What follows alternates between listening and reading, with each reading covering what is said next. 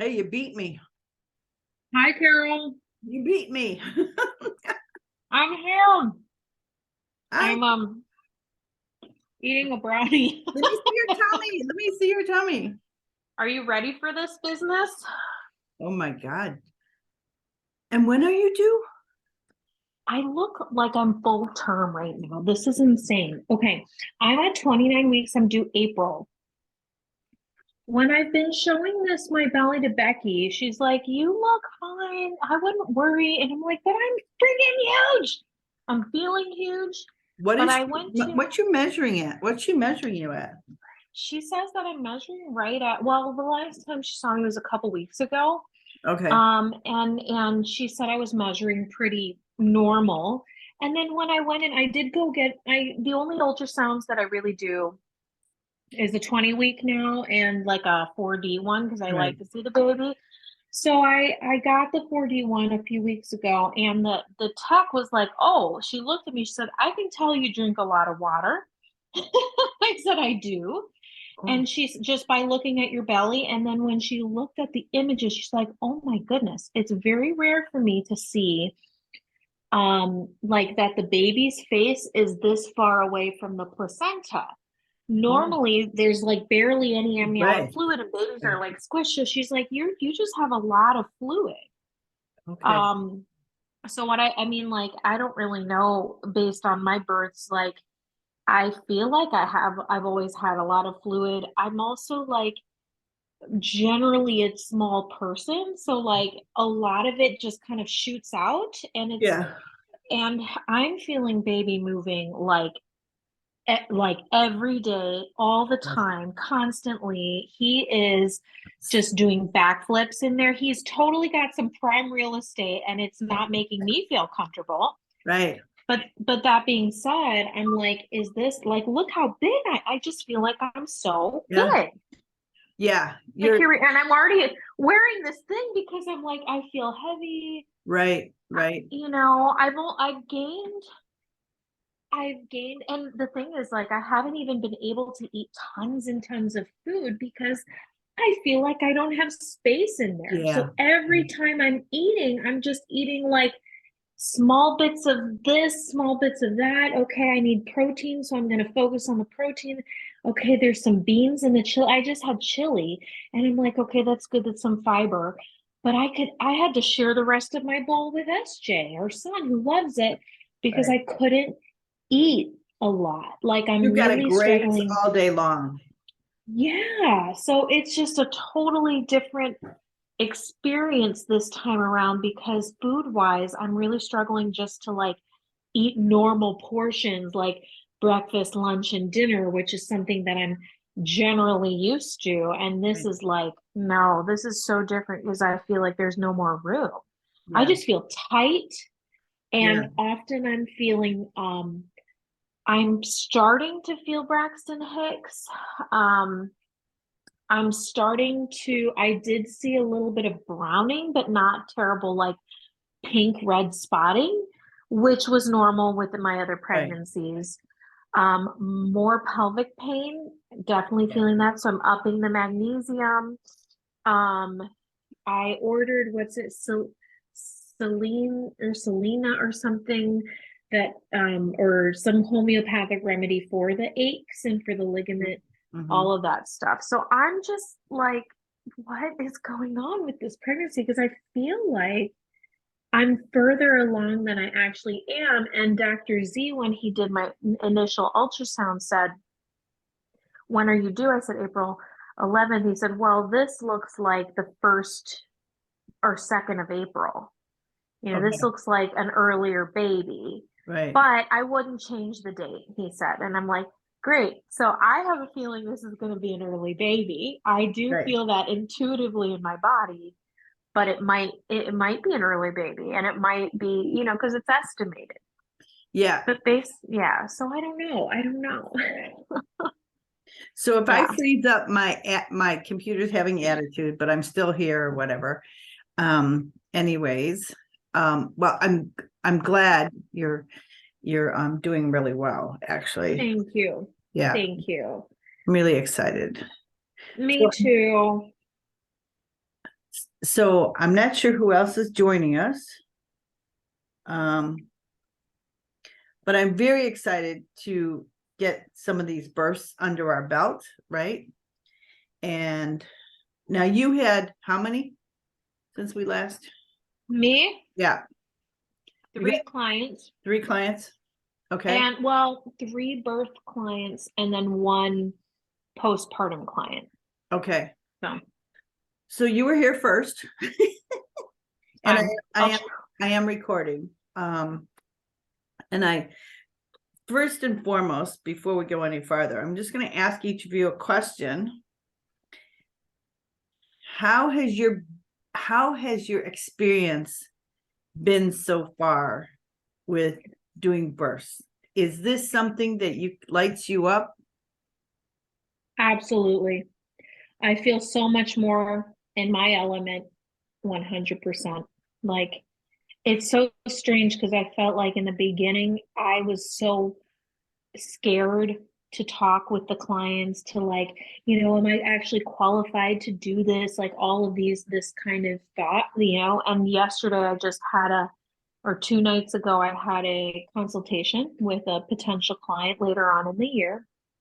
That's very close to me in proximity, which is great. But like, I don't know if we'll go together. I said, hey, if it's meant to be, it's meant to be. You have to talk with each other, all this. But I felt very confident Right. in just being myself. And they're like, how many births have you done? I was like, okay, now it's time to be real honest.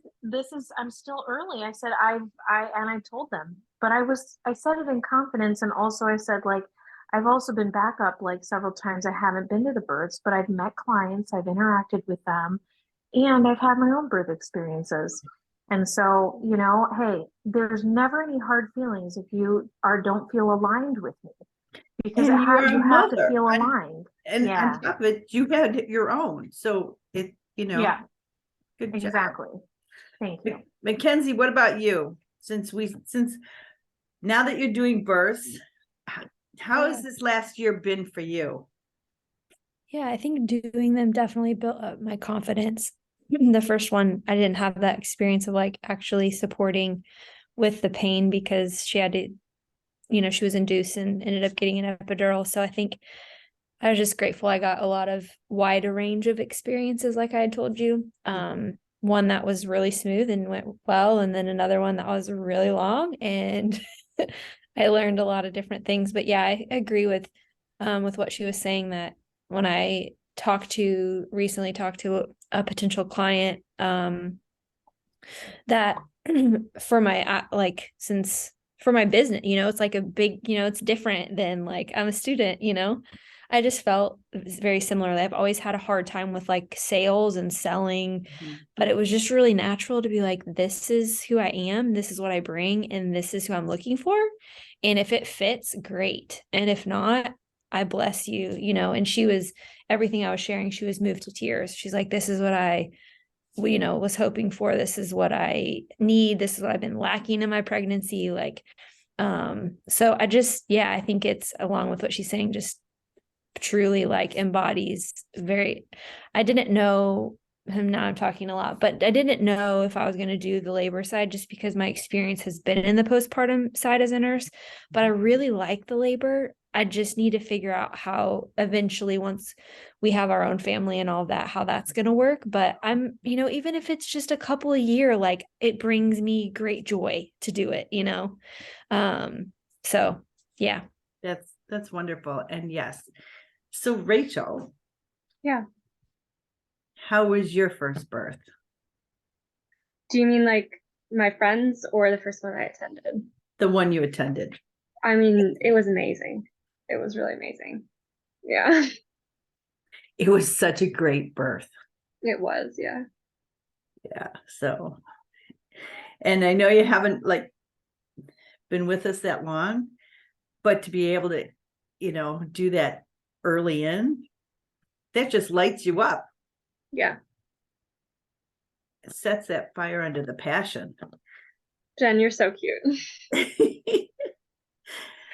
it feels different after you've been to a birth, right? Like it's like, oh my gosh, I've been to one. When can I be in the next one? Like when can I do the next one? Like I'm so excited that you had the opportunity. Also, both with your other client already, you have had two clients or two women that you've served Yeah. like so early in the process. Whereas I think for everybody in our group, I don't know, Carol and Mackenzie, do you think this would be accurate that like everybody in our group we did the training, but then it was more a matter of time and right time of when somebody was going to have an opportunity, and a lot of it was like, well, how do we even do that? How do we even when is it going to happen? And then it started happening. I think for both me and Mackenzie, we just had different opportunities where we're at, and then it started, I think Rachel had one, and then Olga had a chance to go to that one. And, so it's just so cool to see like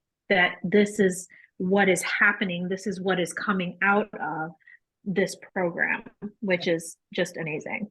And to be patient for the divine client, and the one that is specifically called for you is so huge, because there's no stress about it, right? You genuinely love each other.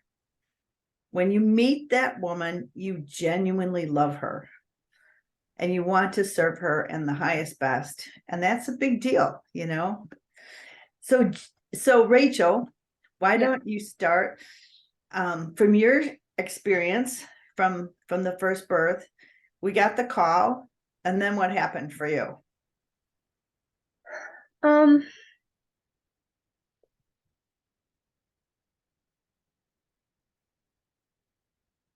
So I was actually at my friend's. So my friend Kate, I was her doula in December, and I missed that birth by about 30 minutes, believe it or not. And so she ended up with an infection in her uterus. And ended up, her midwives dismissed it, and so she ended up hemorrhaging really badly, and went to the hospital. She had like 3 blood transfusions. It was pretty bad. And I told her over and over, I was like, I'll come out and help you, just whatever you need, but you don't really want to be pushy. So she lived about 3 hours away, and then she did reach out to me and asked if I would come and help for a little while. So I did, and that was wonderful. Just to be able to like be there, and I love her husband, and I got to meet her oldest son, which was really cool, and do some postpartum with her, because I'd been there for some of the prenatal and some of the postpartum. So I was out there Monday evening. It's about, like I said, about 3 hours away, and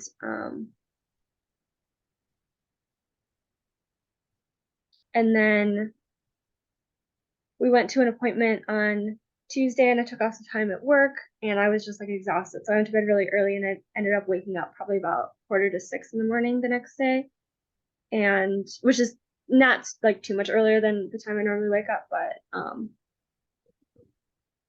yeah. And then I saw that me and Jessica had a text from Carol, and I wasn't really sure what to do, because I was like, I was 3 hours away, so I was like, okay, where are we at with this? Like, how urgent is this? Should I take work off? I was going to be there out with my friend for another day. And then she texted me in the morning, and she was like, it's been like really wonderful to have you, of course, but like if you're going to work, like maybe it would just make sense for you to go home. And I was like, okay, well, this is a little serendipitous. So I was like, I'm just gonna not worry about the PTO. I'm just gonna like drive out, and and I'll at least be home, for whenever, because I was about an hour away from Jamie. And so I get in the car, and I'm driving, and then it's about like 9:30. Oh, and you guys don't know this. So I don't remember what time my mom texted me, but anyway, I'm in the car. It's like about 9:30, and I was like, okay, it's going to be an hour to the clients, or it's going to be an hour home and then another hour to the clients. So if I go home first, it's going to be at least 2 hours. But like, honestly, I really feel like I should go to the client. So I called Carol and I was like, hey, like, should I just go to the client? I feel like I really just should do that. And I didn't have like clean clothes. Like I'd been like sweating and I was in my sweatpants and pajamas at that point. I had like clothes, but I'd worn them all, I like had my whole bag and everything. Um, and it's so funny, like I knew it was gonna happen at some point while I was out with my friend too. She was about a week before her due date, but this is actually her original due date. And their anniversary, which is really funny. So I decided just to go straight to the client, and I stopped at like this little gas station to get clothes, and they had this like comfy flannel, which seemed so great. But he's like, it's cash only, and I was like, well, I have 100, so I just put it back, and then I went. And the midwife later was like, it's okay, we all look homeless, it's fine. Like nobody could tell that you didn't come like this intentionally. So yeah, and so I'm probably about, I don't know, like 40 minutes away, and that's when my mom called me and let me know that my grandfather had died. And I was like a little nervous. We weren't super close, but when we knew it was coming, but I thought that there was something really beautiful about, and I thought like what was most significant about him and our relationship was, you know, me and my husband really value like ancestry and like where we come from. And he's the only person in the family who really looked into the family history. And so, I was just thinking about like kind of how beautiful it was that, somebody who was like my ancestor, my grandfather, passed right as I was about to go and help welcome a new baby into the world, Exactly. Yeah. And and I cried a little and that was okay. But it was just okay. And so I got there and it was just the midwife assistant who was there, Emily, and she was pretty frantic. Like she didn't really want to be there. She said so like 4 times that day, which I found pretty annoying. But but she was like nice. It was one of those things where I was like, in a different circumstance, we would get along okay. You know what I mean? And we got along fine. I'm not saying we didn't. It was just like she had, this was like her 4th birth in 4 days, and she had like a class that night, and I think she was just a little like, pulled in multiple directions. And her bag had ruptured, and so Emily had to be there. Yeah. So she had a different idea how her day was gonna go. Yeah. So we just talked for a little bit, and she started showing me around, looking at all the different tools and equipment and stuff. We were talking about midwifery and everything. And I just talked to Jamie here and there, and it was pretty hectic. More and more people started showing up because Jamie really wanted a party. There were probably about 13 or 14 people there at some point, including like 50% of that was like children under the age of like 6, So there was just like a lot. And we're all kind of like talking about how maybe this isn't like the best environment for her, because at this point, I think her water broke around 2 in the morning or something like that, because we got a call from Carol about 3:45. But her 18-hour mark was 8 p.m. So whatever that math ends up being. And then it was just slow, and we all kind of talked and hung out for a while, and I tried to like take a little nap on the couch at some point. But we weren't really paying attention to Jamie at all, and I was like, that was a little weird. I wasn't really sure what to do with that. Because I was like, she's the center of attention. Like we should be giving her all this attention. But so she just did a lot of chores and everything. And then it started to get quiet. The kids were leaving, everybody was leaving. The lights in the living room were turned down, and she played some like music in the background. She was just talking to her husband. And again, like nobody was giving her any attention. And so I was like, you know what, screw this. Like I'm just gonna go and talk to her. And so we were just talking about stuff, and we were talking about birth a little bit and about labor and kind of where she was with all of it. And it was very organic. Like I wasn't there to like bestow wisdom upon her or anything like that, and and Jessica was the one who started doing the counter pressure, talking about it a little bit earlier. So I think breaking that physical barrier with somebody that I'd literally just met that day I wasn't completely sure about it. You know, I knew it had to kind of happen eventually, but I was sort of like, you know, but I mean, going into it, I knew that it needed to be very intuitive, and it's one of those things where, like, those kinds of doubts about when you should do something or if you should do something or if they're gonna like what you do, it's really like an ego thing, you know? And there's really no place for that at someone else's birth. So, you know, I just didn't really spend a lot of time worrying about it because you can't really control that sort of stuff. So, you know, she started contracting here and there. They were really sporadic, and I started to just like talk to her and just remind her to relax for the most part. And then I would like touch her back here and there, and I was really just like providing that kind of like maternal touch, if that makes sense. You know, I wasn't doing a lot of pressure or anything. It was just, here's like a suggestion, and if she didn't take it, then it wasn't something that was going to work for her, you know. And then I just like touched her, because you don't really want to tell someone to touch you, you know. It's just sort of like, I just want you to know what to do. And I think we kind of know that as women. So anyway, and then around gosh, I'm trying to remember. I think it was like 5:45. It was pretty late. She had been contracting here and there, but they weren't consistent, and they weren't consistently long. They were pretty sporadic. Like, she'd get like, you know, 3 or 4 or 5 in a row, and then it wouldn't be again for another few minutes. And that just wasn't enough for her to like dilate. So they decided to ask her if she wanted to break her forebag. And she was all for it because her biggest fear was going to the hospital, which I totally, totally get. Because she had a really, really traumatic first birth at the hospital, and felt really alone. So they did that, and it was probably the weirdest experience to watch like a woman stick her fingers inside of another woman's vagina. I like, you know, that was pretty weird. But you know, it was what it was. And yeah, and then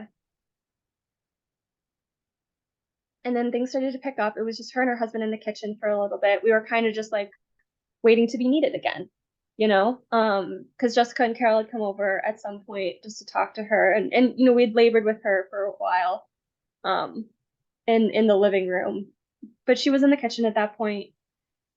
And then Jessica went, and at some point I was like, I should go over there. And then Jessica was the one who sort of followed that instinct and just like went over. And so then I went over, and then everyone else was sort of like doing stuff, whether it was like getting the tub, you know, blown up or whatever, or like her husband was like taking care of some stuff. And she asked for her yoga mat, and she had these big foam shapes that she was like leaning on and using as support a lot. And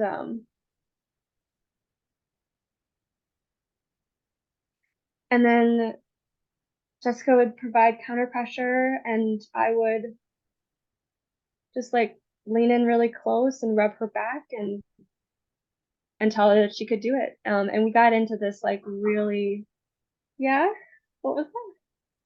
We got into this really like intimate flow. And I could tell that like when somebody else talked, or you know, when I suddenly was thinking about the tub, like I could tell that there was a distinct difference between being in labor land with those two women and just like everything else, you know, like it was a different place that the three of us went.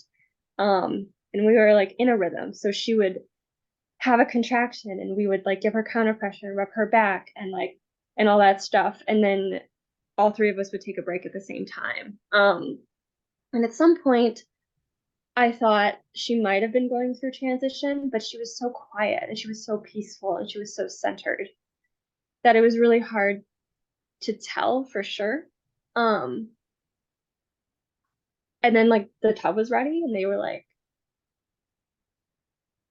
like, you can get in, like your contractions have been really consistent, because that's what they were waiting for them to be strong and consistent. And so they got in the tub, and my job really changed a little bit. I was just pouring water on her back. Her husband was providing like the emotional support at that point. But she said later that that felt really, really good. And then it was like,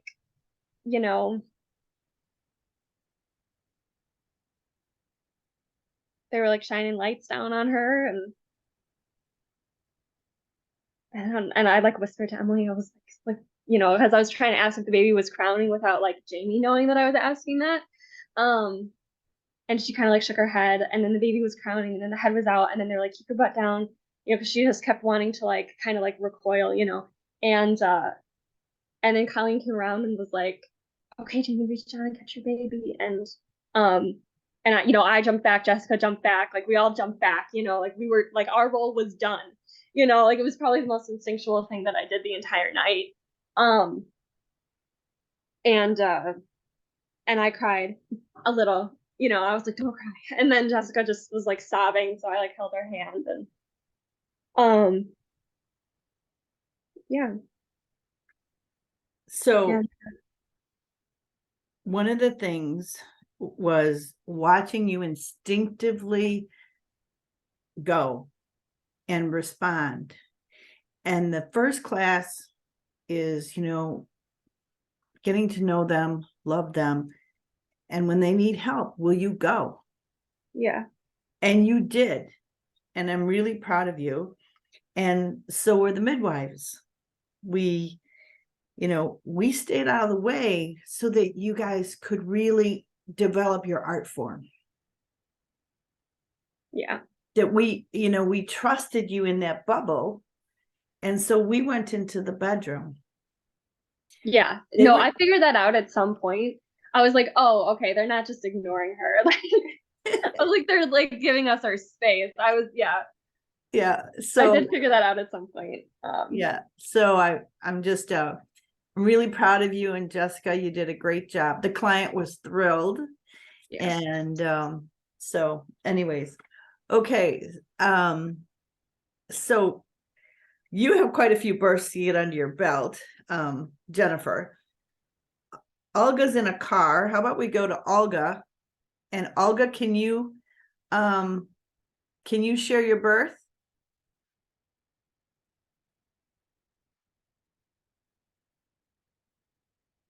It's okay, don't rush. You're fine. Hi, good Hi. evening, everyone. Hi. Hi, girls. Happy New Year to all of you. So excited to just see you on the monitor. Hi, Carol. Thank you so much for the opportunity to talk right now. And I want to be I will short everything. I will not go to the details, but I will be more than happy to share more detail next time. Okay. So my client, I met her basically less than 2 weeks before her delivery day. She told me what she want, what are her wishes, how she wanna do that. She was very well educated. She did research and she knows exactly what she want and how she want. She have ready the birth plan.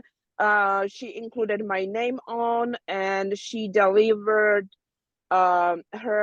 she was due in December 22nd. And it's funny, I told her, you cannot do that because December 22nd is my last day of work, and then I will be 2 weeks off. You can deliver anytime after 22nd. So, and she delivered the baby 23rd. So it was, if you remember, she accommodated you. Yeah, she accommodated me. It was the horrible, horrible weather. It was the horrible cold. She delivered baby in the hospital. So I was we basically talk what we will do and how we will do. I told her that I will be able to support her either in her house, do the like labor management, before she will go to the hospital, because her goal was to not have any medication, and she just wanna do natural birth. And that's I talked with Carol and I told everything Carol. So I have a pretty good idea how to do that. Our goal was to get in the hospital no sooner than she will be open like 5 centimeters. So we talk about it, and I let her know that I will be in her house supporting her until we are like halfway to do the labor, and then we will leave and we will go to the hospital. So then we will be like really in halfway already. So the thing is, at the night, around shortly after 11 p.m., the 22nd, she began feeling contractions, but she was not even sure if that's contractions. So she was waiting because, she was waiting. So she texted me 2 a.m. morning. She did not call me. She's so amazing. Like she did not call me. She just texted me and she texted me, Olga, I think I having contractions. So 2 a.m. morning. And then I found the text 3 a.m. morning. So I was like, oh girl, you are, and I asked her how often, and I asked her if I told her that I getting ready, that we will meet. I need some times to, take shower, because I know it might be, it was her first baby. I know it might take longer. That's 24 hours. So I want to be ready for everything. So take shower. And I told her if she will be that will be very helpful for me if she will text me every single time when she have contractions, and if she have the very strong one, she have to text me stinker. Yes. So that way, every single time when I open my phone, in the meantime, when I getting ready or eating, and I know from my previous experience that I does not need to rush, because she's the first baby. So I see the phone and I am like, oh gosh, she's really progressing so nicely. Being like first time mom, she is really progressing, So first I thought I have plenty of time, but I was thinking like she's progressing so nice. And I was like, by the time when I was ready, I was like, maybe that's not a good idea to go her house, because from Schaumburg to go to Glenview, and then from Glenview, that's 45 minutes. And with the weather that we have, I was not even sure if I will be there in 1 hour. And from her house to go back to the Elk Grove village, where she have to deliver in the hospital, was another 45 minutes. But who knows with the traffic? So I told her that she's progressing so nice and so fast that it's not a good idea right now for me to go to her house and support her in her house. That will be much better for us to just be in the contact over the phone. I watching her how she's progressing, and then we will meet in the hospital. So we met in hospital before, between 5 and 6, and it was very nice in the hospital. Everybody were so happy to see that she have doula with her. I was so extremely welcome. And I just want to let you know, I have really good luck for all these healthcare workers. And it was in Elk Grove. I think the hospital is San Alexius Hospital. Alexian Brothers. Yeah. Yeah, Alexian Brothers. Yeah. Very nice, very supportive. All the ladies that work over there. So when they check her out first time, they told us that she is 5 centimeter open. So yeah, we make that exactly like that was our goal, to be over there by the time when she's like 5 centimeter open and not sooner, you know. And then from over there, we were just doing so well, you know. She got the triage. She was in triage waiting that they put her in the room, and after they put her in the room, you know, basically the midwife come to introduce herself. 3 nurses come over. They hook her on the computer things, and she was just very happy. Like always, she talked. She was hungry. She wanna eat. So we asked them, because I don't know how the things go in the hospital, and they told me, like, they told her, like, well, we will not see you. If we will not see you that you are eating, then we are perfectly okay with that. So she was eating, and we were having fun, sharing our personal life stories, personal things, you know. And you know, when these things happen, you know, that's when you have all these fun, you know, that's the labor is far away, you know, that is not coming any soon. And then she was progressing nicely. She began having like really pain. So during this period, right before the labor, before the labor, you know, I help her not only emotionally, but I help her with putting my hands on the right spot on her back. And she was screaming because I showed the husband where he had to put his hands, and his name was Danny, and she screamed like, "Danny, push harder!" It was so funny. She was like, "Danny, I like Olga. I want to do like Olga." We have so much fun. Like, it was, she was so. It was just so nice to be over there for them. Yeah. The other thing that I wanna say, every single time when she have to go bathroom, that we have to call nurse, and nurse have to unplug her from these, you know, the monitors and everything, and then she went to the bathroom, and then they have to plug her back. So I was just like, I was so welcome over there. They were so happy to have me over there. So I was watching, actually, I am very observant, and I watch how they are like hooking her back, you know, how they put her on the monitors and everything. So when she wanna go in to the bathroom, I did it by myself. Like, I basically unhook her. She went to the bathroom, and then we put all the monitors back. I did that, not her. Like, she laid down in the bed. I did that, and then the nurse come, and I told her, I like really nice and funny way. I said, "Hey, I just graduated from nursing 5 minutes ago. I just you know, ditch everything by myself." And the nurse just said, "That's wonderful, but we have to show you how you have to reset the monitor." So they show me one button that on the top of everything that I did, and I did everything right. That she showed me, like, where I can uh, reset the monitor, because every single time everything have to be back reset, you know. So uh, so everything was so great. She delivered baby, I believe 17 minutes after 1 p.m. the 23rd. Everything was natural way, no medication, nothing.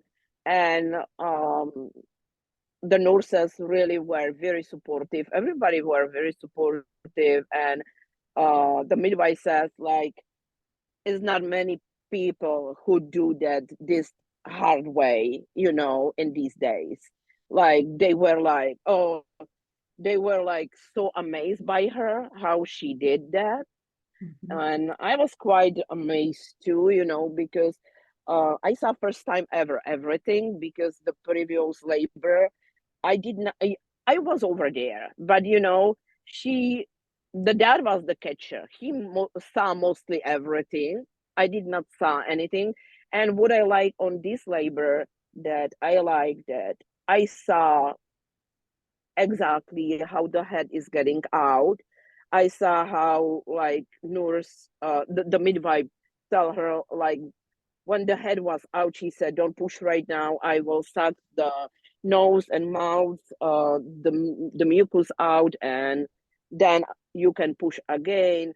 So, and then I saw how they are a little bit twisting, you know. So it was so amazing just to see how she like use her the instruments and fingers and how she cleaned the vagina when the head was already, you know, visible to us. So I was helping the entire time. I was holding her leg, and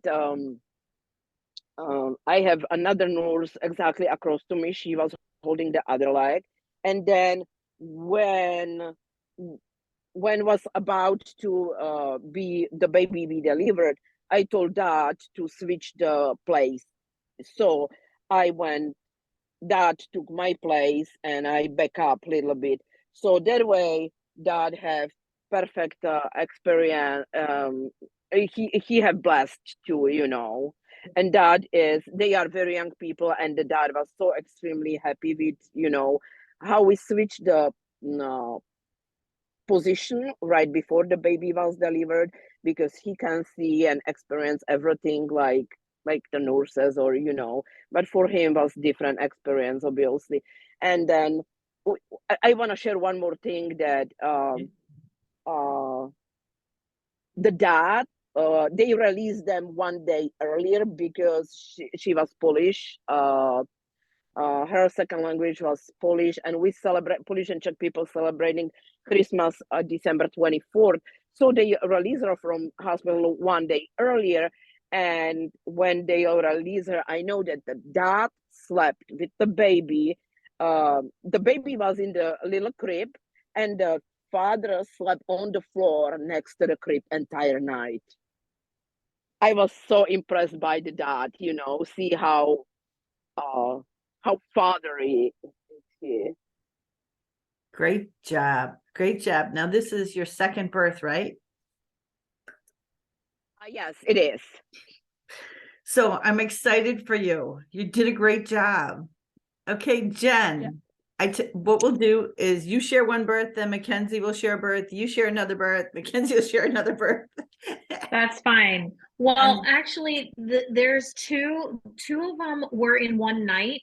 So it's Oh. interesting because I mean, and I can kind of try my best to make it succinct here because I Okay. know of the timing, but Right. I'd like to kind of share this like interesting, is juxtaposition the right word? You know, like this difference between these two births that Right. happened in the same night, with leading up to it. So, okay, long story short, the first family gave birth at Alexian Brothers. So it's interesting that you said this was a very good experience, because I heard from Jessica Ibarra's husband that from his first child that they didn't have a good experience with this particular doctor of this client of mine, right? So anyway, that being said, she was going for a VBAC, okay? And she was the one that I had been with the longest, did all the things under the sun, including having a Zoom call with Carol.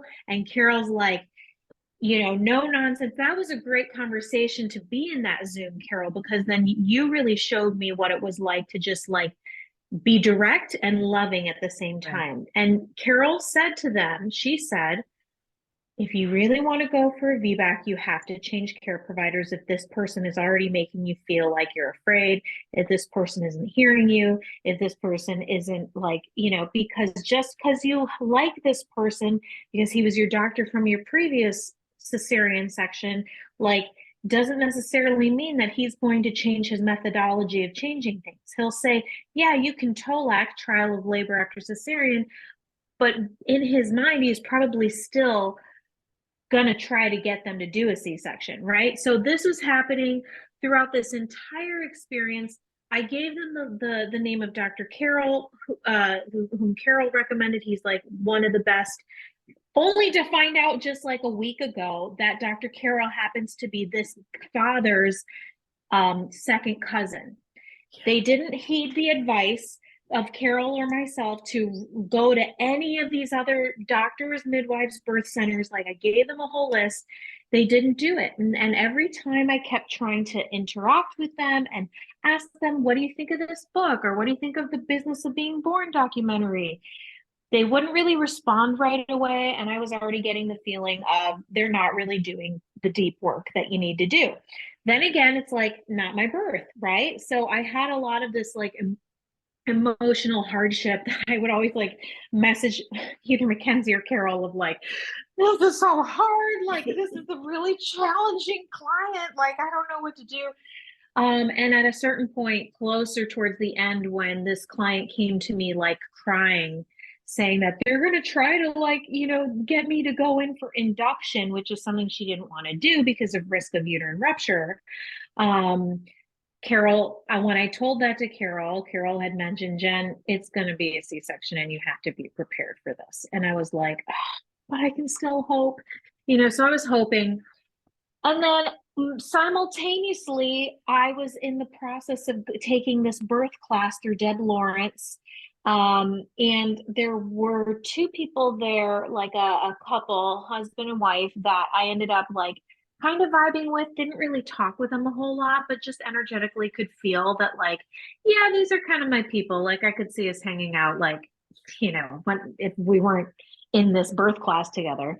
And at around their 36-week mark, I get a phone call and she leaves me a message and says, hey, we basically fired our doula because that doula wasn't really doing the work.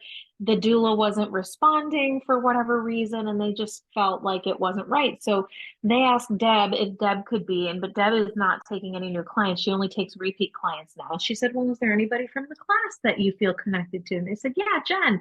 So they called me and Deb, they were giving birth through gentle birth care in a home birth.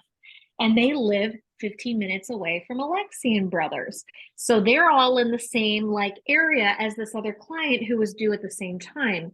Now both of these clients went about a week later than their estimated due date.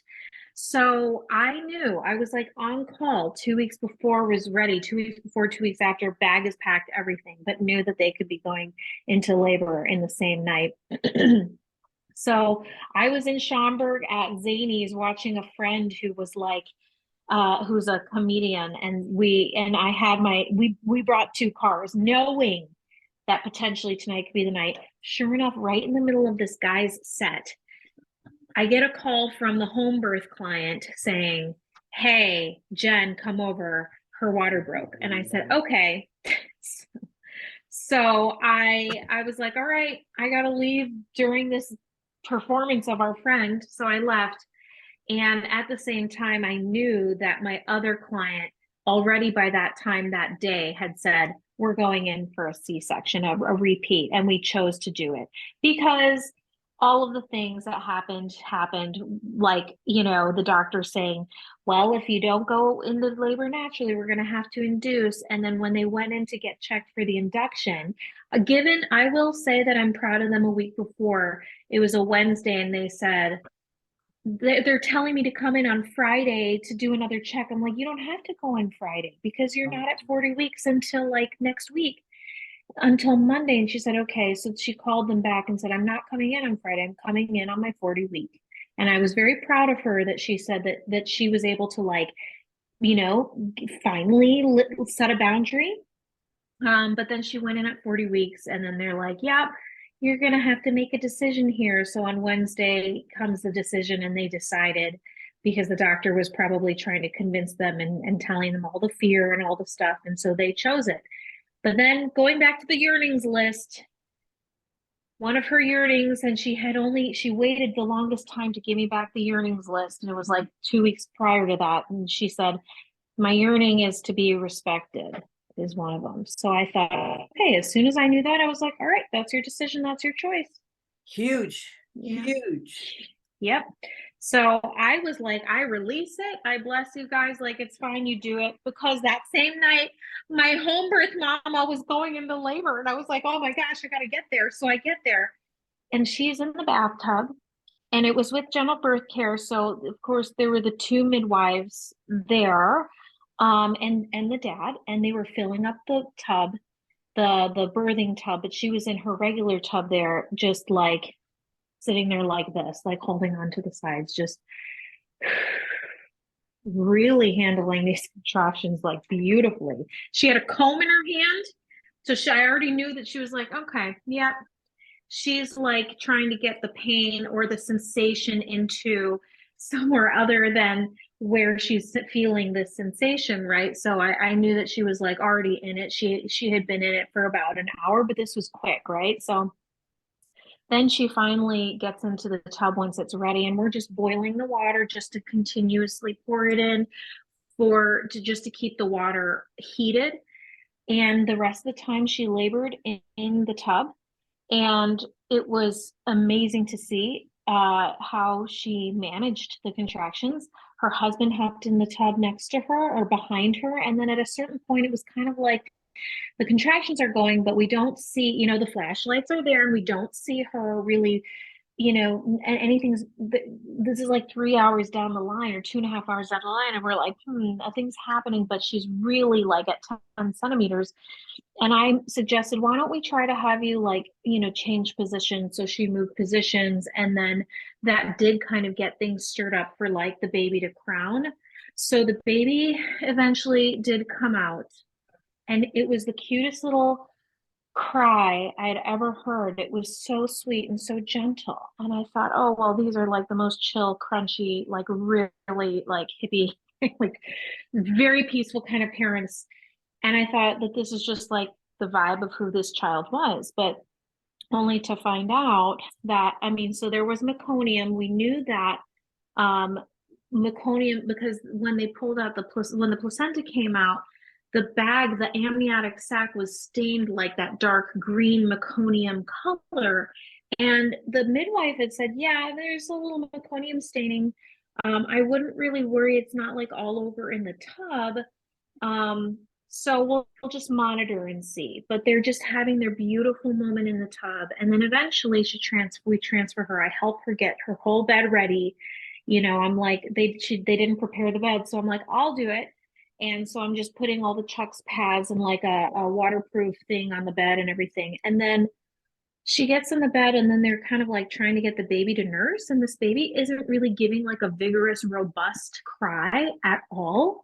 And so eventually both midwives had to come over like an hour into it to like see if the baby, one of them was like, after the baby's not really latching well, like this isn't as common, and I'm not really getting like a really robust sound from him. So I'm going to see and do some more tests. So she was doing more tests on the baby and like putting oxygen to his nose, and he would like kind of liven up, but he was having labored breathing like really fast, like and that's probably why he was really struggling to like nurse. So she said, I'm so sorry I have to tell you this, but we're going to have to call an ambulance to get the baby to transfer. Mom had a third degree tear on the inside close to the rectum. And the plan initially, before we discovered everything with the baby, was for another midwife that specializes in third degree, because this midwife could only do like up to a 2nd degree tear. She's like, I'm not feeling comfortable, because Hillary was in Germany at the time or something. And Hillary's like, I could walk you through it. She's like, nope, we want a different midwife to come on in. So the midwife was going to just come in at 10 in the morning, and they were just going to like put a pad on her, just to keep her comfortable, like a cold pad. Well, at that point, like an hour in, they decided, yeah, the ambulance is going to come. So this ambulance gets there. Husband is like quickly, like just trying to get, I can see he's in like this work mode, get everything together. And these huge, like 9 of them, EMTs are coming in this house. It's not that the house isn't huge, the house isn't small, but it's just like these big men are coming down the hallway, and they're like really nice and gentle, really sweet. And I'm like, this is like a freaking clown car. They just keep coming in because they need to figure out what's going on. So then eventually the biggest man of them all takes this tiny little baby and is bringing him. And then the dad goes in the ambulance, and here I am. This is around, like, she gave birth at 1. So I got there at 9:30. She gave birth at 1. And then ambulance didn't get there till 3 or 4. And so I'm like, take your time. We're going to take the time to get you situated. And which we did. And she waited, as long as she needed just to sit there. But like, she's exhausted, and I can tell. And I'm like, all right, just drink something, eat something, like, let's get something in your body. She really should be sleeping. And on top of that, like, she has a 3rd-degree tear, but she wants to go to the hospital to be with her baby in the NICU. So I take her to the hospital, and it was St. Alexis or something, near Alexian Brothers, the other one, or whatever, Saint something. And we get there, and baby is like under all of the things. And I had to leave at around 6 or 7. I was passing out in the room. The baby was in the hospital for 17 days, had a ton of meconium in his lungs, or he aspirated a lot of meconium, but they said, affirmed them and said that this isn't your fault because you had a home birth. This could have happened. This was like almost a 42-week-old baby. So, 42-week gestation. So like, it could have happened 2 weeks ago. This could have happened anywhere along the line, and we just don't know. So just don't worry that it was a home birth. But the doctor even said when I brought her in, like, he said something like, I don't like big babies, not to be offensive, but it was kind of like, geez, but maybe because he has to deal with this with the big babies when they don't want to, when they're not really ready to come. So that's a story. So her repair, where did she get her repair done? After I left, about an hour in, her mother-in-law took her to the bathroom, and she was passing out on the toilet. Okay. So they're like, okay, because the plan was for her to go back home, have the midwife stitch her up, and she'd rest at home. But no, they admitted her into the hospital, and she was on another floor, and she got repaired, and it was all fine, and she actually got to rest and sleep. But the dad stayed up until 14 days, not going home with the baby every day, showering there and everything. He didn't want to go home. So it just comes to show that this is like the most peaceful birth I had ever witnessed compared to like any of these other videos that I had ever seen. And I'm like, it was so peaceful, it was so quiet. And yet this baby had aspirated meconium and had to be in the hospital for 17 days. Yeah. And then yet the other family that I was serving decided, because they didn't really heed the advice of changing their care provider, ended up getting a cesarean. And now it's interesting how they talk about their birth, like, oh, our doctor saved us, So it's just kind of the total difference in mindset, total difference in preparation. And I know that, like, home birth mama ate really well. VBAC mama did not eat very well. Like, I knew that, like, so, but at the same time, we're not there to like try to change their minds. We're there to guide them and also support them, help them be informed so that they can make the best decision for them, because at the end of the day, it's their birth. And she feels great. I was able to encapsulate her placenta for the VBAC mama. She just finished them yesterday or the day before. And even though it wasn't a VBAC and I wasn't physically there for that birth, I still served them to the best of my ability. And they're very grateful for me serving them. So good job, Jen. Good job. Thank you. Mackenzie. Thanks. Do you want me to talk about one of them and then she can go back? Is that what we're doing? Esmeralda, you have a birth, right? You have a birth? Okay, so Esmeralda, we're going to do some brainstorming with her so you go ahead and talk about your 2 births thing. Go ahead. 2. Okay. So the first one, so they were about 2 or 3 days apart of happening. So the first mom was second baby. Her first one, her and her husband were not prepared at all. They joked that they didn't get any education. Neither of them knew what to do. He slept the whole time because he had no clue what to do. And she was like, why are you sleeping? And he's like, I don't know what to do.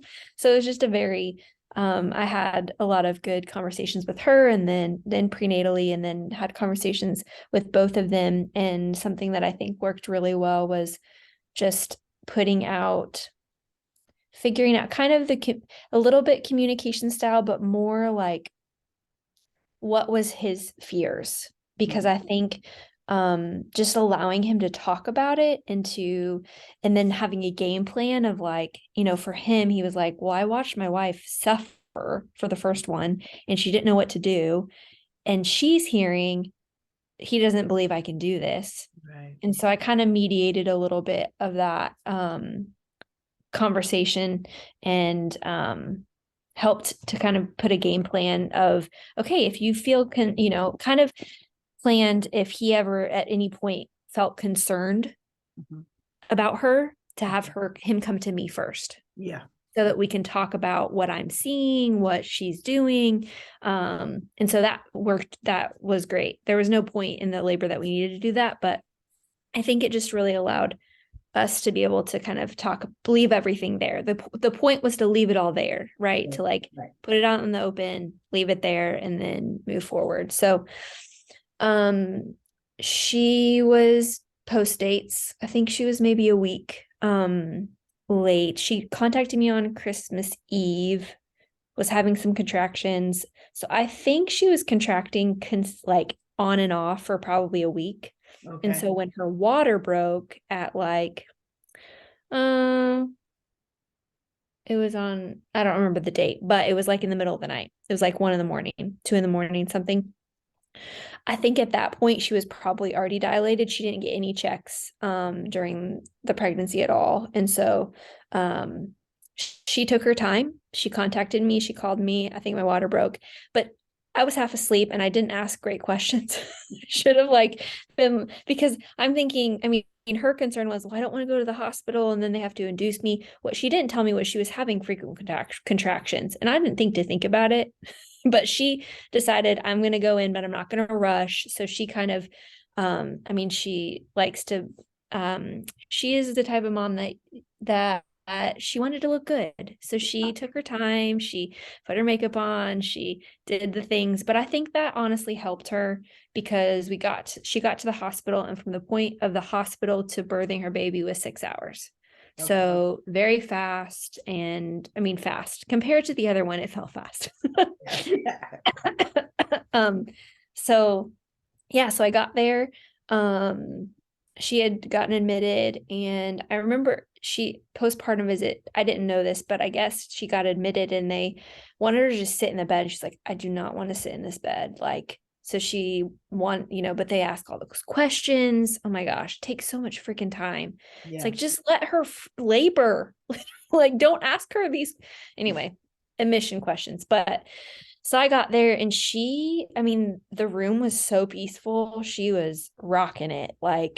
She just, every contraction just went really internal and did it. And, I felt really hands off, but I know that with every contraction for a while, I would just say, I don't remember which phrase it was. Both of my labors, there was a phrase that God gave me to say to them during every contraction. Right. I don't remember what the one was for her, but and just help her reposition every once in a while. She didn't get an epidural, nothing, no intervention. So we eventually had her, she got tired a little bit. We had her on the bed, kneeling, but on the bed backwards, right. And she was falling asleep in between contractions. You could see her head, she was falling asleep. So I had her, I think I had asked you. And so we got her on her side lying position with a peanut ball. Right. And probably 20 minutes into doing that, she was like, I got to push. And of course, at that point, I knew the baby's not coming out immediately, but the husband was like, call the nurse. And I'm like, yeah, okay, we'll get the nurse in. And ask the nurse to come in. He's like, no, she needs to come in now. He thought this baby was going to come out now. So we got the nurse in there and could see the baby's head. And so one thing that didn't, I reflected with her after I've been to one postpartum visit is you know, that was the first time that I was trying to figure out being a nurse. I know a lot of things, Right. but I'm a doula. And so in that scenario, and so just trying to figure out where my place is or how to ask questions or what, you know, and so I told her if there was anything she said, there's nothing I would have changed about the labor. And I said, well, if there's one thing that I would have changed, it would have been the fact that when they came in for her to push, they just started like taking the bed apart, didn't even ask like what position she wanted to push in. Mm-hmm. And so she was pushing on her back and she was effective. I mean, it didn't take very long at all. Right. But reflecting back, we were like, at that point, I think she was just like, just get this baby out, and moving positions at that point feels really treacherous. But I think if I had been like, hey, what do you want to push in? We'll get you in that position. I think it would have given her the strength to do it. Again, she pushed really well, did not take very long. And the midwife was great. I mean, she was wonderful. So that was the only thing that I would have changed is but it was like this flash decision where it was like they started ripping the bed. So I was like, well, do I say something? Like, hey, hold on a second. And so that's just a learning lesson of, you know, the next one, I was a little bit more same hospital, actually same room, which was really bizarre. But yeah, so I was a little bit more aware of like how I could ask things or what could, just like being more vocal, I guess. So she delivered and baby was healthy, happy. Dad delivered the baby. Like the midwife let him come in there and literally like pull the baby out. He's like, I think I'm going to break her.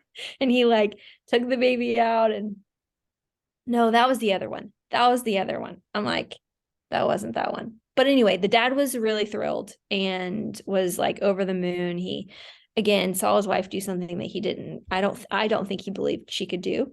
So yeah, that was cool. Their reflection was like their whole experience was night and day difference. And they said it's because they got the education. And I told her, you know, she's like, I couldn't have done it without you. And I'm like, okay, I was there, but you took everything that I gave you and you ran with it. That was a choice. And you chose to do that. I didn't do that for you, you know? And I don't want to like minimize me, but I really want her to know that what I told her is everything that you embodied was already inside of you. I just helped pull it to the surface, and that strength and that determination and that focus. And that's my heart, is like, I want women to know, like, you can take that and harness that in every area of your life, like that strength and that courage. And so it was a really beautiful experience. And I felt really blessed by the ease of the process, because it gave me a little taste that then helped me with my next one. The important piece of what you just shared was you have gone through and you are brave in your life experience. Mm-hmm. Each one of you hold that bravery and that sense of anchoredness. And that's why it's so important that your story and what you've gone through is what we attach to. So in the synergy, she grabbed a hold of that female, warrior and hero, and you allowed that and you reaffirmed her, which is really good. Yep. Huge. Yeah. And she didn't tell me this until afterwards. She's like, well, I'm really hands off. I'm like, you could have told me this, but she's like, you did perfect. You weren't really like you were there, but you weren't like up in my face. And I'm like, I wasn't. I'm glad I didn't, do something. But I think I just sensed like that she was doing it. And so I didn't really need to be, more, but versus my other one, like I needed to be very hands-on, and at times had to be like, here's your, this is your choice now, so just very different experiences. So that was the first one. Baby latched on great. Baby was just literally 10 minutes in was like looking for it. And she had some trouble latching on. They said their first one, a couple hours into the recovery, the nurses came in and were like, well, did you feed your baby? And they were like, well, we don't know how to do it. Like nobody had helped them like know what to do. They're like, what do we do? And so I think, yeah, it was just a cool experience to do that. So so then my second one, here both of their waters broke before they went into active labor, which is pretty rare. Usually it breaks like later in the labor, but so this mom was also postdates a week after 41 weeks. This was her first baby. So this was 2 days later after the first one, and she contacted me at like 10 o'clock at night, said that her water broke. And I think I had texted Carol on my way out, like, I don't know if I'm telling them the right thing, but at that point she was saying her contractions were every 3 minutes. And so I was like, okay, well, that's presenting something a little different. Like if you were contracting every 10 minutes, I'd probably be like, well, it's fine. Like this is your first baby. They obviously want you to deliver within 24 hours, but like I would have had them stay home. Because she was presenting every 3 minutes. I'm like, I'm not risking this. Like, I don't know. I don't know if she's going to be a precipitous labor. Like, I don't want to get my butt in trouble. So I had her go in, and we got there about midnight. We were in triage. We think, looking back, that the midwife had just woken up. They were on 24-hour shifts. And so the midwife just came in, and it was a very weird vibe. Like I told Carol, she pretty much was like, well, I guess we'll probably have this baby, in the next 24 hours. Like she just made it seem like she's not like nothing's going to happen. She spoke into that. This is really important. She spoke into that. And so the midwife left, and I looked at them and I said, because I sensed what was happening, and I go, I just want you to hear me say, you are in labor. Like I want you to believe you are in labor, because you could have heard that and been like, well, there was nothing happening, and so at that point, obviously no one had slept. It's in the middle of the night. And so the plan was get her admitted, let her sleep a little bit, let the process happen. But the admission process takes so long. So that by the time they were done with all of that, it was like 2 or 3 in the morning. And she tried to sleep, but I don't think she slept much. But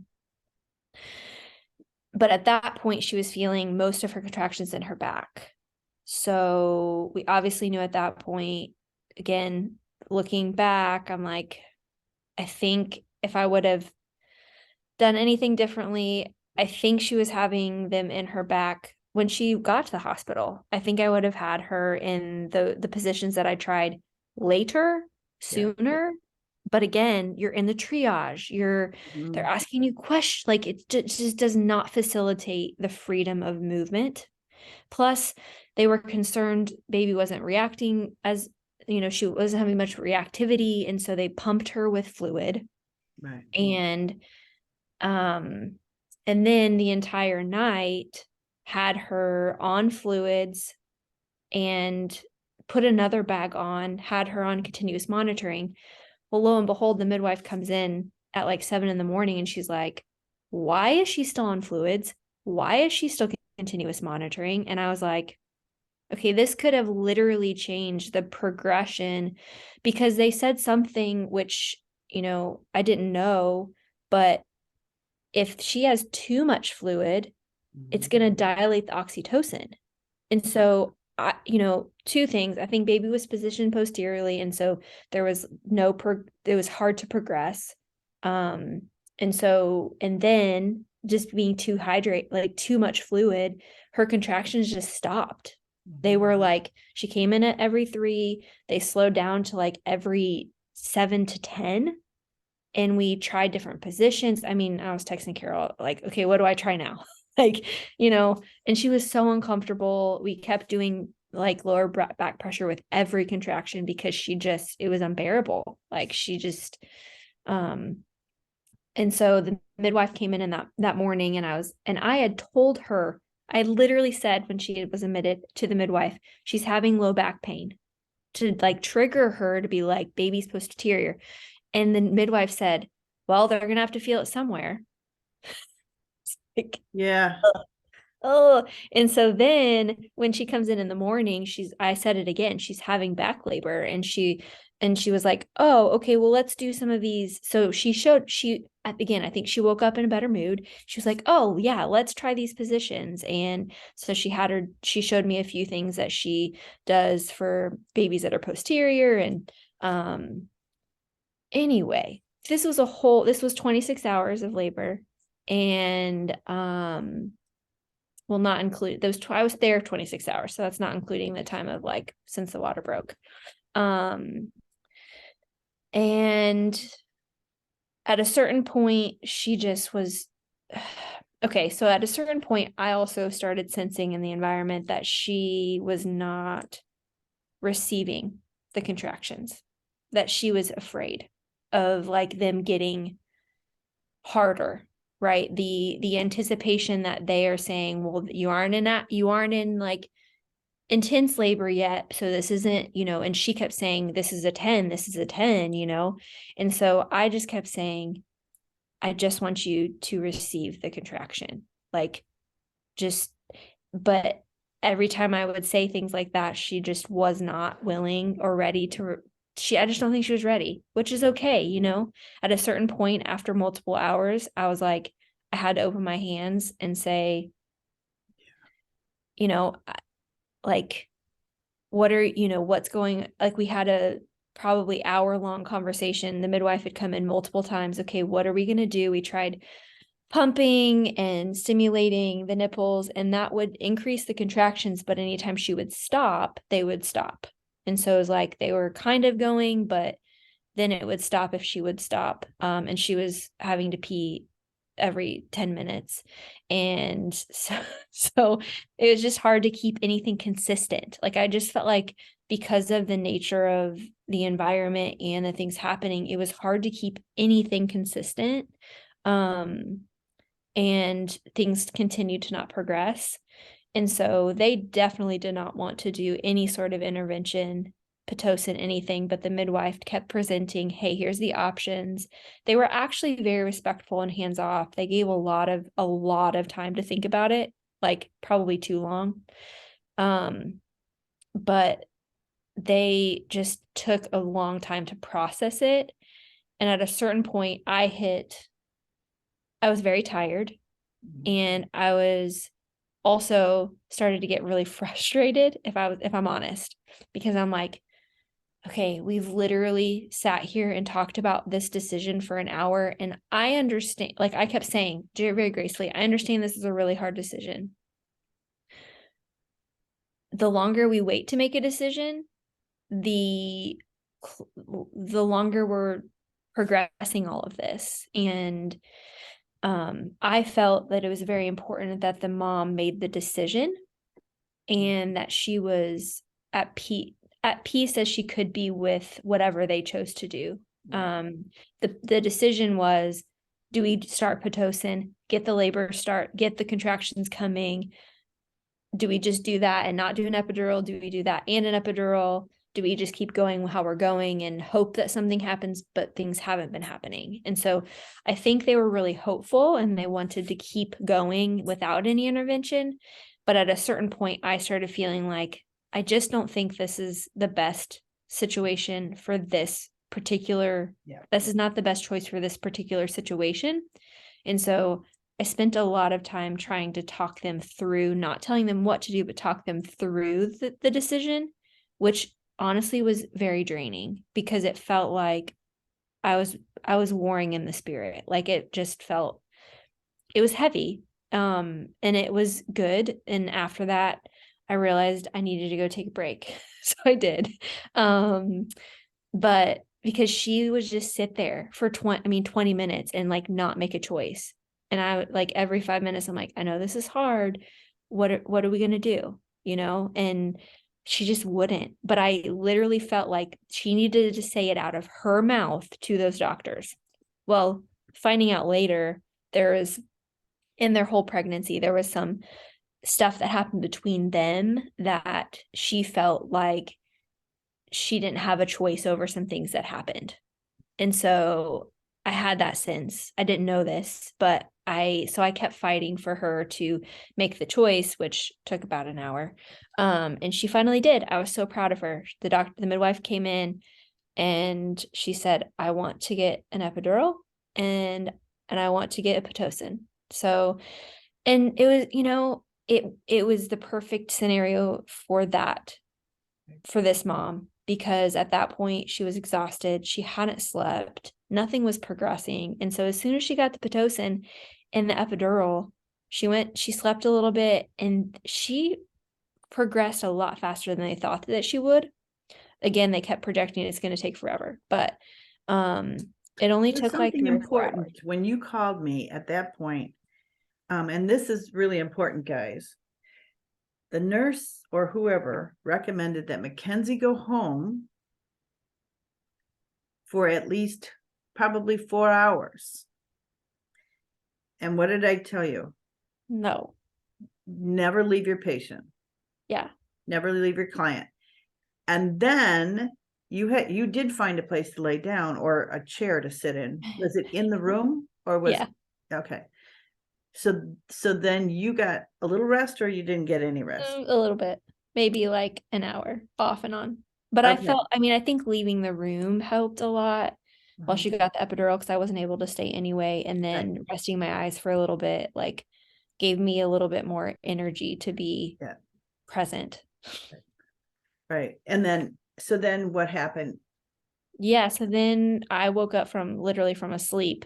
She's ready to push. I was like, okay, there's no time to get myself awake here. We're ready. So she was laying on her side. And the midwife was wonderful. I mean, I was so pleased by both of the midwives that delivered these babies. They helped her get in a really effective pushing position despite having the epidural. She was on her side and most of the time, and again, despite having the epidural, was pushing so well that she was pooping, right? So she was pushing really well and got that baby out fast. And that was the mom, that was the dad that got to deliver his baby, and he was so excited.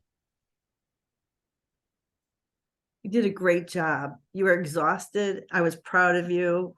We constantly text, and yeah, I so appreciate it. I mean, it was hard to know, like, okay, what do I do? Like things are not progressing. I don't know what, at a certain point, it's like, I don't know what to do. And so thank you for the suggestions. I learned a lot. Having the lifelines is so important. And then I understand you're in North Carolina now, you don't have, but yeah, but I'm meeting doulas that I've met one so far and have a coffee dates with a couple so that I have backups. Because yes, one lesson, that's all you need. Yep. So Esmeralda called a couple days ago, or maybe a week or so ago, and someone has approached her, and you want to share, Esmeralda, your perspective? Sure. So this is one of the 2 moms that I have been in contact with now for over a month now. She's due in about April. It's her second birth. The first birth was she had no say. They didn't respect her.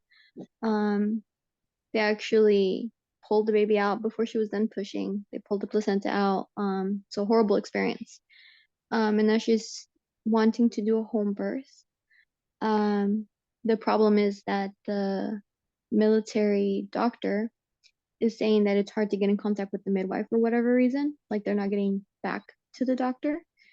So from the beginning, she wanted to do unassisted, but I told her that I'm a new doula and I didn't really feel comfortable doing it since I'm so unexperienced.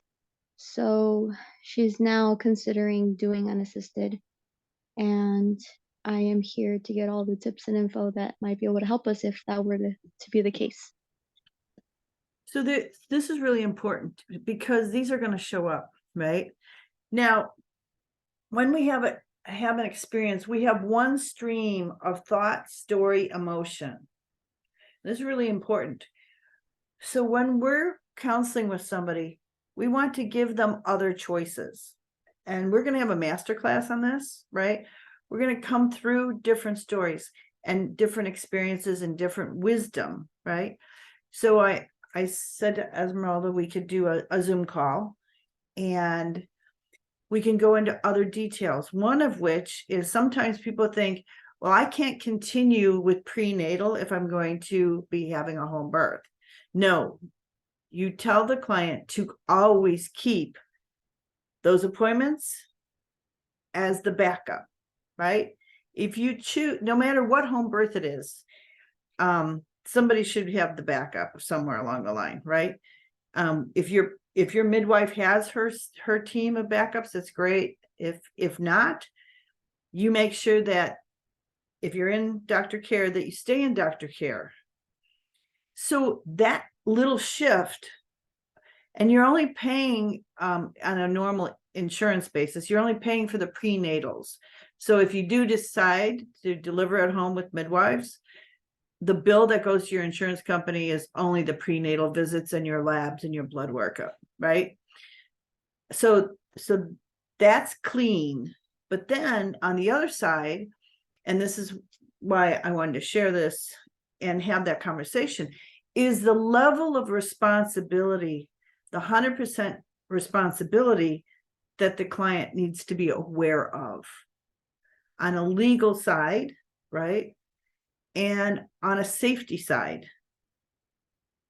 So going into the details, and that's why, I chose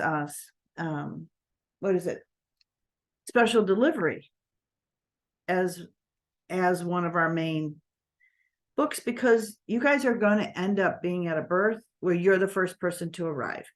The emergency childbirth book, need to know it, right? The CPR, need to know it, because you might be the only one who shows up at the door. And then there's a Good Samaritan law. So if something happens and you're there and that mom is delivers whatever super fast, you still would call and have everybody checked out if they have a birth team or whatever. So that's important. That's important to know. And we'll go through all those details, what to have, what you need, why you need it, childbirth classes, why that's important, all of that. Anytime you have a client who's planning on doing unassisted, or you have somebody who's going to do it unassisted and they're unwilling to do what it takes to learn to make this a safe environment, it's a red flag. So that's why it's really important to understand it. So I did have one teenage mom, and the grandmother, or to be her mother, was didn't want her daughter to go to the hospital. She was supposed to have the home birth with Dr. White. He told her to come to the hospital. Her bag of waters had ruptured earlier, and he told her, she needed to come in, and she wanted to go in, but her mom didn't want her to go in. And I was the doula that showed up, and she's going, and I talked to Dr. White, and he's going, no, I told her to come in, and this was the reasons why. So I reinforced that. And then, but her mother, now she's a minor, and her mother's going, no, she's staying. So I left the special delivery book. I left some other things, and for her to read. And I left and I got in the parking lot and I called 911. Transfer of care and responsibility now went on to the emergency team that showed up at the door. They assessed this teenager in labor and also said that she was dehydrated. The mother is refusing to allow her daughter to go to the hospital. They gave IV fluids. They called me back and said, I think, who's legally responsible now? I said, you guys are. And in Illinois now, if someone's pregnant, no matter what the age, they're considered an adult. They have the baby, they're back to being a minor. So that someone can get an abortion here. Yes. So the law is, if you have a 10-year-old or 11-year-old who is pregnant, according to emergency tech people, they are considered adults. Once that baby's delivered, then they go back to being a minor. My son-in-law, who's a fireman and an EMT, just told me this yesterday. What? And I did not know that. Yes. And at the schools, at school, their parents, they have a what do you call that? They don't have to have the permission of the parents to do any stuff. So we have to help educate as much as we can. If the clients are still going, if they're this individual couple or any other couple is going to go headstrong and they're willing to learn, they're willing to do as much as they possibly can, they also know they have a backup system. If they've been going to that doctor, things get in right, they still can go to the hospital. No foul, right? But I don't recommend unassisted births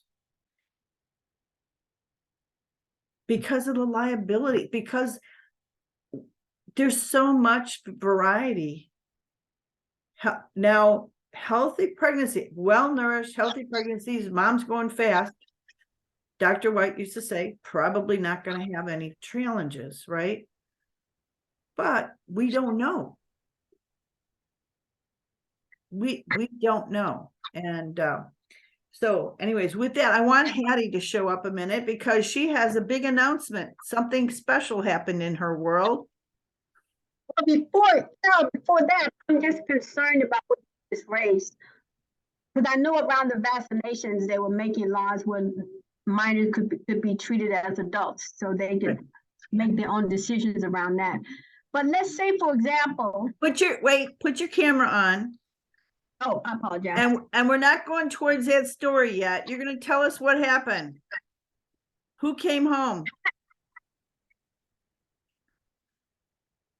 My grandbaby, who is now 4 months old, whom I've never had the honor or the pleasure of meeting or holding because she was in Mongolia, that's where she was born. She just came home.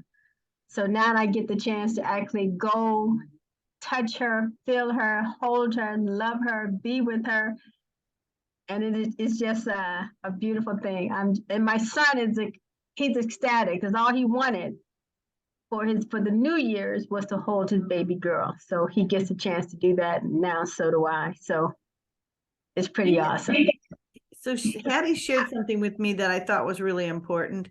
The culture in Mongolia, what do they do for the babies?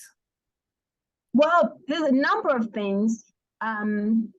One, you can't take pictures, you can't name it until they have a shaman. So they have a discussion with the shaman first, and then he gives you the go ahead.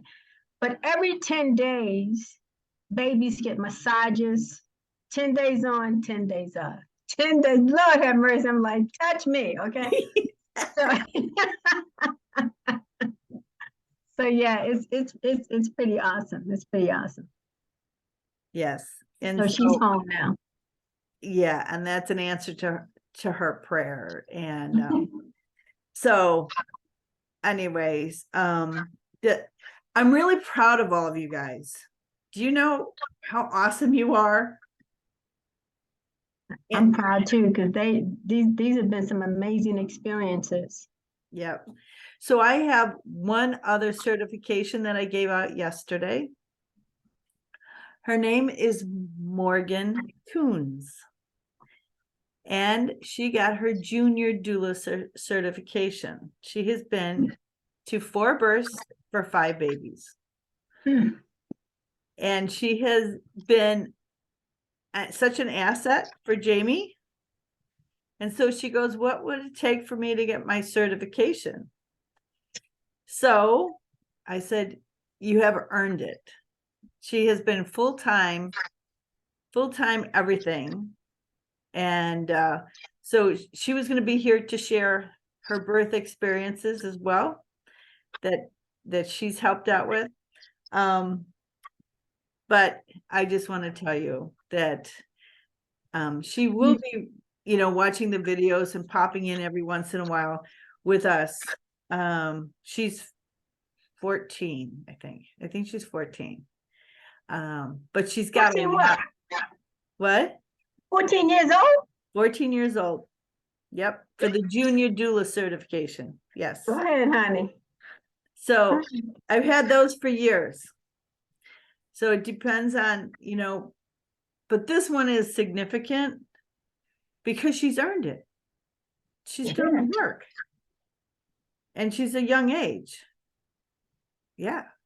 So anyways, I'm super, super excited. I have decided to do every month we're going to do a master class. So I'm just going to tell you for the rest of the year, on the second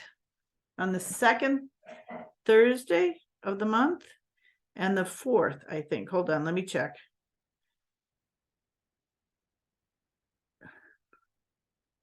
Let me look. February. Yeah, the 7th. So next month will be the 7th and the 21st. It's Tuesday, not a Thursday.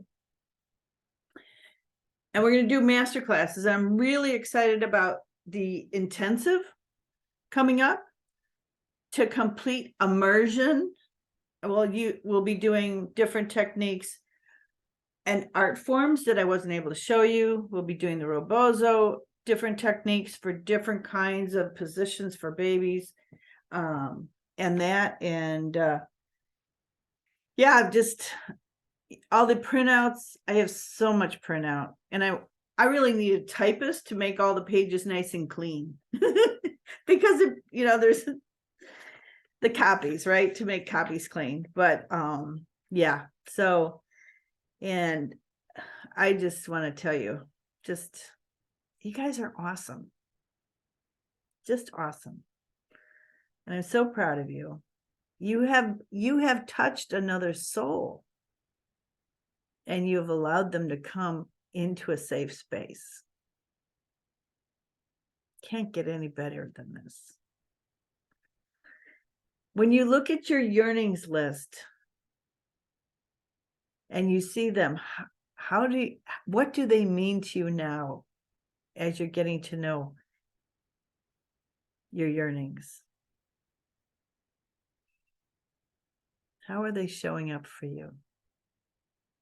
How are they serving you? How are they serving your clients and your communication cards? I feel like for each birth, the more experience that I'm getting, even just like doing a consultation with someone, it gives me, and I am just so blown away by Mackenzie, your last story, because it's like I really want to be pro holistic, all of this, but like in this particular case, it was just what it was, and I'm like, that's what this is It was hard to about. let go of it. Yeah.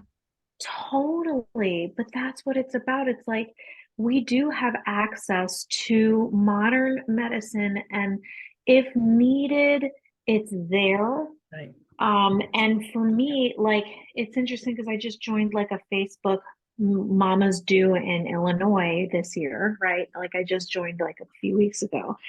And we talked about the glucose test is a long story, but like just the not a long story, but like the glucose test and like in the thread, like I still am learning, right? And there was one mama there who's like really, really very holistic, and I feel like I'm pretty holistic. But there's more that I'm learning, and she kind of made me feel a little bit like ashamed that like I was fasting for this thing, and I learned that I didn't have to fast. So there's even more that I'm learning about the different ways that you can check your I don't have gestational diabetes, thank goodness, but like I just, there's more that I'm learning. And so instead of being like, combative with her, I was just like, thank you so much for sharing this information, and all of that, because there's so much for us to learn. But like what I was kind of sharing with her is that, yeah, like there's more to learn. And that's what this is about, is having as much information as we possibly can so that we can make the best informed decision for ourselves. Right. Because I understand I can do a finger prick test every single week for my diet if I have diabetes, to check my blood levels, but like my glucose levels, but I don't want to do that. I don't feel comfortable. That's a choice that I'm not going to make. So anyway, that being said, it's like as a doula, we're there to hold this space for people and to really walk alongside them in where they are at. And that can be tricky when it doesn't necessarily align with our personal values. And that's when it's like you do have to have some sort of like internal release, mentally, emotionally, and just fully be there. And it might not be like what I would choose. Like I'm a home birther. Right. But at the same time, in this case, like I feel like you handled that so beautifully, and just like, you were there with them, but also trying to support them in helping her make that decision and verbalize it. Because again, you were saying like that you found out later that they had issues, like the spouse, like her and the spouse. And so it seems to me like from what I gleaned from that is that maybe this woman didn't have a whole lot to say, and it doesn't always have a lot to say in her marriage, or doesn't feel like she has that choice. And like She's also for you Hispanic, to, so Spanish is her okay, first language, and so Okay. she was yeah, not okay, very I mean, she spoke English great, but I think it takes her a yeah, lot longer to process. And so I think she feels okay, uncomfortable in a lot of spaces because she's like, yes, Let me put out there, if totally, anyone has a Spanish speaking client, please call me. I would love to help and translate great, anytime. That's great. There's a awesome. great lifeline. Huge. thank you. Thank you. I didn't know that. But yeah, I just feel like that's just there are blocks that we can have, and like on that cellular level, like the reason why a baby not may want to come is because they feel that the mom is not ready for whatever reason. They just feel it. Like, but anyway, so I'm going on, but I feel like the yearnings list, I get more like I looked at it today, but I haven't like looked at it with regards to myself. It was for another client, and just really like looking at that and thinking, okay, this is what they want for their birth. So how can I serve them best in those three top things, Yes. So just incorporating that into my personal art form and practice as a doula has been really helpful. Yeah, so Carol, also, I don't know if you want me to share my last one or save it for the next debriefing. So just let me know whatever you want. We have 20 minutes left, so why don't you share it now? And Okay, then we're gonna archive these debriefings. awesome. Thank you. Yeah, because so this last birth, it was fast. It was long and it was fast, which is interesting because she called me. She had this was her second. Her first one, it was a hospital birth. Naturally, the only thing they did do that was like intervention was breaking her her bag of waters, because and as soon she labored for the first one at home, a very long time at home, but then she was like, I was so uncomfortable on the way to the hospital that I did not want to have to deal with that again, and this time around she wanted to. And then as soon as they broke her water, she had the baby, like very fast Right. for the first. So this time around, and she had no pain meds or anything. This time around, she wanted to go to the hospital earlier so that she could have time to get her daughter situated with their care, because they don't have family close by. They also, she just didn't want to like Yeah.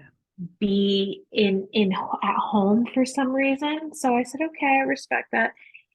So she calls me the night she's like, she thinks she's going to labor. And I said, okay, this is like, I don't even know what time that was, maybe like 8, 9, or 10 at night. And I'm like, okay, so I'm about to get ready to go to sleep. So I'm going to sleep now.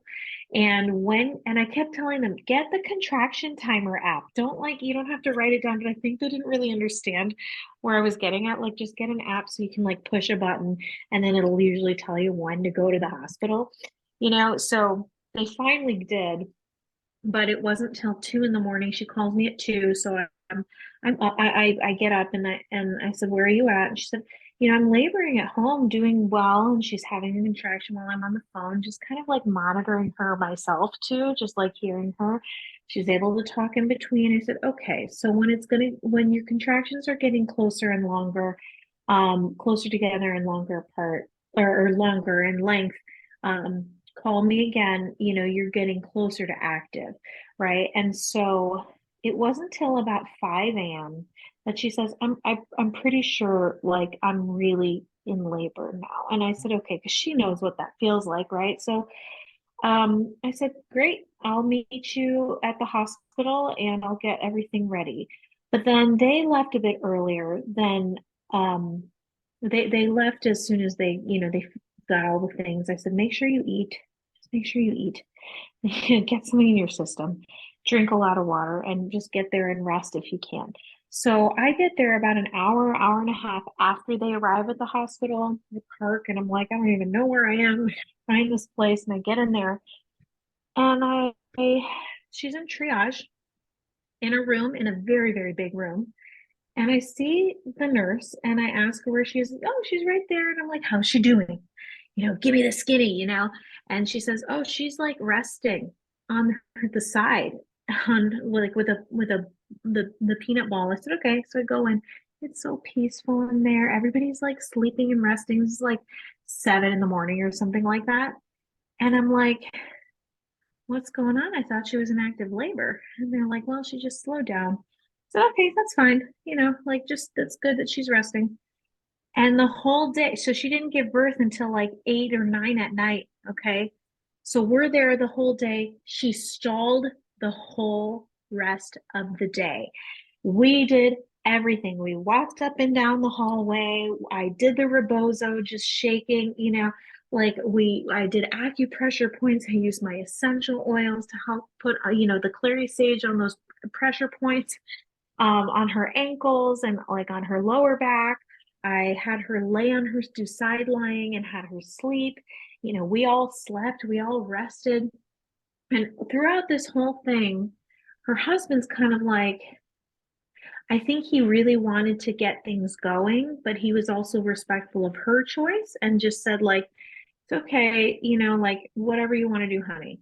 And here I'm like, just processing with her. I said, that's the thing. Babies just are interesting in that way, right? Like this is birth. It's so unpredictable and just like, like we can always talk with the nurse when she comes back in what her options are. And and I'm like trying to give her all of these suggestions, but it would be like at 3 minutes and then another 9 minutes in between contractions. I'm just like, oh my gosh, it's just dragging on. This is like, and I feel like we went 10 steps backwards. So I finally say, why don't we try pumping? All the while we're in triage till like, I don't even know.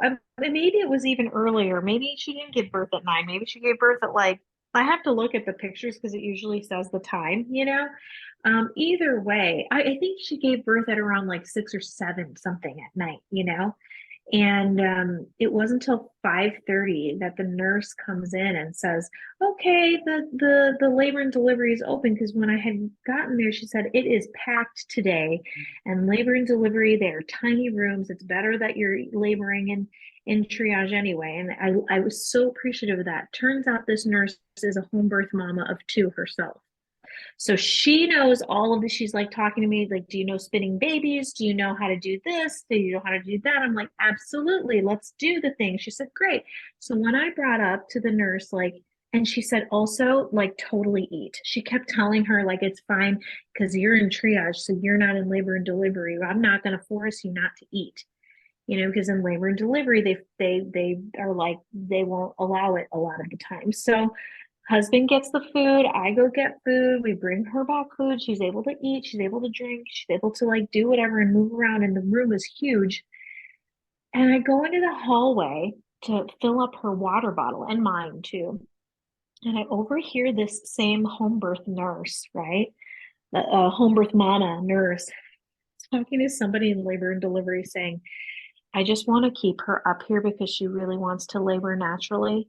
And I don't want them to, in labor and delivery, to hinder her from progressing. And I was like, wow, here is a nurse like talking to somebody in labor and delivery, advocating for this woman, that not even telling her, because like they keep talking to me like, I don't know, like why we're not transferring. And I think the reason why for the mom, in her mind, she wasn't progressing was because she kept thinking that as soon as she's in labor and delivery, then she'll be able to have the baby. I really think that it had some connection of like, like I Psychological. really think that it was totally psychological, because as soon as the nurse comes in at 5:30 and says, all right, labor and delivery is ready, her contractions started instantly. Husband is like getting all the bags, and here I'm like holding on to her, like, holding on, her hips, and like swaying with her. I'm doing like hip, like pressing on her hips. And then I have to get my bags together. And then while, so husband comes in and squeezes her hips, and we're doing this, and we're like, and she's like, okay, do we take the, wheelchair? Maybe if I'm in the wheelchair, I could just maybe like be on my hands and knees, and then you can still press on my hips. Like, this is kind of like how she's talking, and I'm just like, I said we could try that, we don't go down to labor and delivery, and it's just down the hallway into the elevator and down the stairs. It's like the same hallway. And so it's like we don't even get there till about 6 or 6:15, like we're getting everything ready for that half an hour, and she's like having consistent quick contractions. So then we're like, we don't take the wheelchair, because she's like, I'll just walk. She makes a game time decision. So she'll be walking, and she's like having contractions in the elevator, and we're all like just with her. It's the nurse, it's me, and it's the husband, and it's the mom. And we get into the room, and you guys, the room is tiny. It was like a quarter of the size of the room in triage. I'm like, I'm so grateful that this nurse had allowed us to stay in that room. Yeah. Oh, and the reason why her contractions also started to pick up was because she was pumping. And once the pumping, but she pumped on and off for about 2 hours. And while that was happening, her husband was with her, and I was sleeping because we were like preparing ourselves to rest. And then, we're preparing ourselves for the birth. So we get downstairs, she's having very intense contractions. She's like, yeah, baby's coming. So we get in there, and, there is an OB resident, and it's like a fellow and a resident, I think, or something like that. And then the OB was not there yet. And then there was like 2 other nurses in this tiny room, and we're just like, oh my gosh, this space is small. So she's going to the bathroom. I'm giving her essential like peppermint just for her to like, like kind of wake up, just so that she could smell it, which helped me during my births. But she wanted to squat because her water had not broken yet. Right. And she wanted to try to break her own water by squatting. So they get the bed to be upright, and they pull the thing, and it's like, so she's sitting up like this. I'm like showing you, and the bar is right there, and her butt is like at the edge, and she's really trying to like, like bear down and like try to break her water, which it didn't happen. So it was either the resident or the fellow, or I don't even know who this. Yeah, she was young and she's like, okay, well, would you like us to break your water? She was very exhausted at this point. She's like, you know what? I think I am okay with that. I'm okay with that. I've had it done before. So again, that was very interesting to witness how they break waters. It does not feel like it looks comfortable at all, or it doesn't look like it feels comfortable. Just, watching this like Crochet hook. crochet hook like inserted into the vaginal canal and her fingers in there, and here I'm watching her do this, and she's like, I can't, like, this is like how she's like, oh my gosh, and we're all like, I'm just witnessing this, and I'm like, Mama, you're doing okay, you're doing great, just hang in there. And she's like, okay, well, it didn't break. She's like, why don't you try to go to the bathroom and come back, and then if you want me to do it again, I can do it again. She goes to the bathroom. She's like, I don't want any more. I don't want to smell any more oil. It's fine. I said, that's fine. Like, I'm not hurt by it. I'm just, trying to help you. And it's going quickly. This is like from 6. We get in there at 6. It's already 6:15 by the time they're trying to break the water. 6:30, 6:45. And finally she's back here squatting. And she's like, yeah, can you try one more time to break the water? And they did. And it was successful. They said, as soon as you need to poop, call us in. So when everybody leaves and it's just us 3 again. 10 minutes later, she's like, okay, on her hands and knees, like on the thing this way, on the opposite way. And she's like, I'm so embarrassed, but I'm pooping. I just know I'm pooping. She's like, I smell it. I'm just like, don't worry about that. It's okay. You're fine. You're doing great. And we're looking down, and I'm like, and then I realized, oh my gosh, she feels like she's pooping, and she is a little bit. And I told the husband, we need to tell them to get in here. And they're like, yep. It was just like clockwork, boom, boom, boom. And then like resident comes in, looks underneath. She's like, oh my gosh, the baby's crowning. And she has her hands underneath like this. And then like it's really like this frantic. And then this OB, this woman I had not seen the entire time, militant, comes on in, quiet, getting the gloves on, asking the questions, boom, boom, boom. And I was like, oh yeah, you wanted me to take a picture. I turn around to grab my phone or a video, and baby's already halfway sliding out. Yeah. I was like, oh my gosh, this happened in a matter of like 30 to 35 minutes since we got into that room. That's how the baby was born. Like, it was so fast once the water was broken, and once she was told that she was going down into labor and delivery. Amazing. Yeah. Each one is so Yeah. special, right? Each one is just so kudos to you. What hospital was that?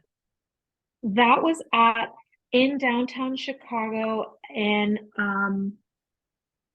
oh gosh, what's the name of that? I forget the name, but I'll have to get that to you. Okay. I'll remember it. I'll type it in. But one thing that they didn't do was they cut the cord instantly. And I was like, oh my gosh. Okay. I don't even remember having that conversation with them. And I'm like, this is where I'm learning, like, I have to send all of my clients that information about delayed cord clamping. And I really thought that I did, but maybe we didn't have that conversation. So I'm like trying to like re-rack it in my brain. But like, they had a whole birth plan planned out and everything. So they cut it instantly, but then they didn't want to massage her belly to get the placenta out. I was like, this is odd. I've never seen that. And this militant OB is standing there up against the wall like this. And she's like, nope, we're going to wait until the placenta comes out, and it can take up to 20 minutes. Oh, I processed this in postpartum with this mama, and she's like, yeah, I felt a little bit like odd about this, the style of communication that this OB was, talk about the cards. what color is she? And I feel like she's more of a blue. Yes. But I don't know. Yes. I think she's a blue. It's just like very like boom, boom, boom. This is what has to happen. Yeah. And it wasn't like at all like, let's have a conversation. But they didn't really bring the baby to her instantly. I mean, they did, but then they whisked the baby away. And then they didn't really like allow the baby to nurse until like 45 minutes later, and I'm like, what the heck is going on? How come the baby's not nursing with the mom and having skin to skin? And because this OB was there, I felt so uncomfortable speaking up because I forgot to bring a cooler because I was taking her placenta, which, by the way, I still in my cooler because like they let me take it for educational purposes for Yeah. class if we want to observe it. It's So still now in we the have deep two. freezer right now. So we have another placenta. So she when she looks at me, this OB looks at me and she's like, "Did you bring a cooler?" with this attitude, and I'm like, "Oh, I forgot." And she rolls her eyes, and I'm just like, oh my gosh, like, okay, this person clearly just doesn't like whatever. It was fine, but as soon as baby was able to latch, as soon as baby was able to nurse, he latched instantly. And like, yeah, this baby was hungry. This baby was ready to eat. And then in postpartum, supporting all of the mamas that I've shared, I've been able to, you know, except for the one whose baby was in the hospital for 17 days, I came after that. But for the others, I came pretty much instantly, like within the first week or two. And they're all doing well. They're all doing well. Even the baby who was in the hospital for a long time, he's doing so well. So Yeah. those are my stories. Yeah. Good job. And Thank you know, you. so Thank you. we are coming up to the top of the hour. We did fantastic with the timing. And Esmeralda, keep us updated. So when are we meeting with that mom? We're scheduled to meet on Saturday. I'm just waiting on a time that works for you in the evening. Okay. That'll work, and we'll text in between. So Mackenzie and Jen, congratulations on your certifications. Thank you. You rock. And I look forward to the rest of you guys getting them as well and making a difference. And Jen too, with that home birth that you had with Hillary's practice. Yes. You know, you were the whole system, the doula family certification program, yourself, and what we've shared was on the line. As far Yeah. as whether she would, you know, refer us again. And thank you for doing such a great job. And then with Rachel and her practice, obviously she's referring to us, and I'm grateful for that too. And I really feel it's important, you know, especially with the young students, that I'm there to observe. I'm a fly on the wall. If I see something there, I want them to instinctively do, and Rachel did, and Jessica did. They instinctively did what was called within them. And so Colleen and Emily and I were so proud of them. But I did ask, and they know, so Lori delivered Colleen's baby, I think it was 6 or 7 years ago. And Emily is a nurse midwifery student. So I posted the birth in our chat group so you can watch that birth. And so, yeah, it was a great birth. But what I love the most is when you look at Rachel and Jessica, when they skid up from the, you know, as the baby's being born, they hold hands and they're crying. Just so sweet. Wonderful. Yeah. And then Rachel finally watched the first class, and she left me a very dear, touching message, because she goes, I was just hopping around and I really wasn't watching anything. And after sitting there with the first class, she said, I was very moved. And that's a win, you know, that's a win. So this year, I want to do the intensive to make that available. And then we'll have another intensive farther down the road. In June, we'll have our annual family picnic. And so we'll do something. I don't know exactly what, but we'll have our family annual picnic. And but twice a month, I will have something with, meeting and teaching. So there'll be new content. There'll be master classes that we can do, introduce other people to coming and joining us, even if they're just learning, a little bit.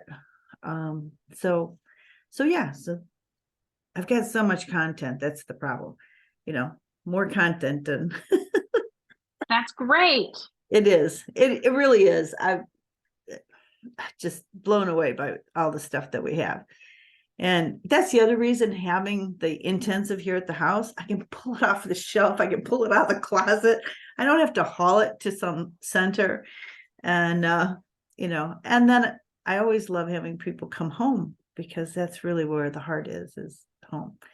So anyways, and Esmeralda, I hope you're able to make it.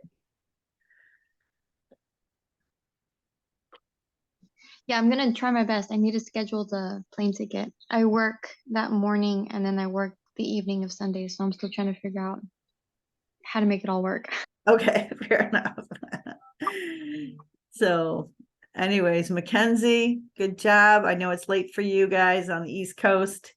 Hattie, thank you for sharing your baby's picture with us. Make sure you put her picture in the group so we all get to see her. And anyways, and I can't wait for you to come back to Chicago. If you could time it with the weekend intensive, I would really appreciate that. So anyways, all right, any other questions, comments, thoughts? Carol, I just have a question. Go ahead. Oh, Okay. go ahead. Go ahead. No, it's okay. Go ahead. The question is for the qualification, these, debriefings.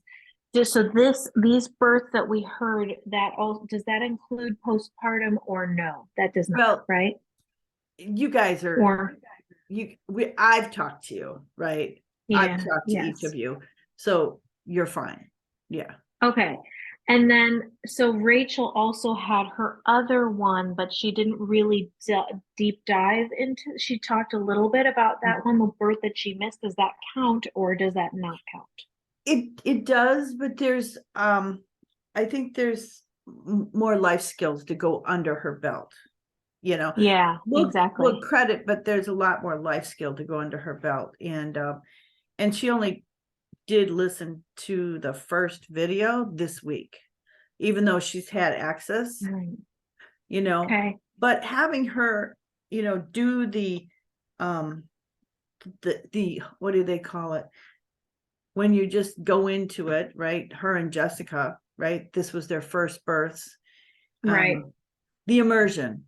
We just did it, Mm. An immersion experience for both of them. And and they have instinct.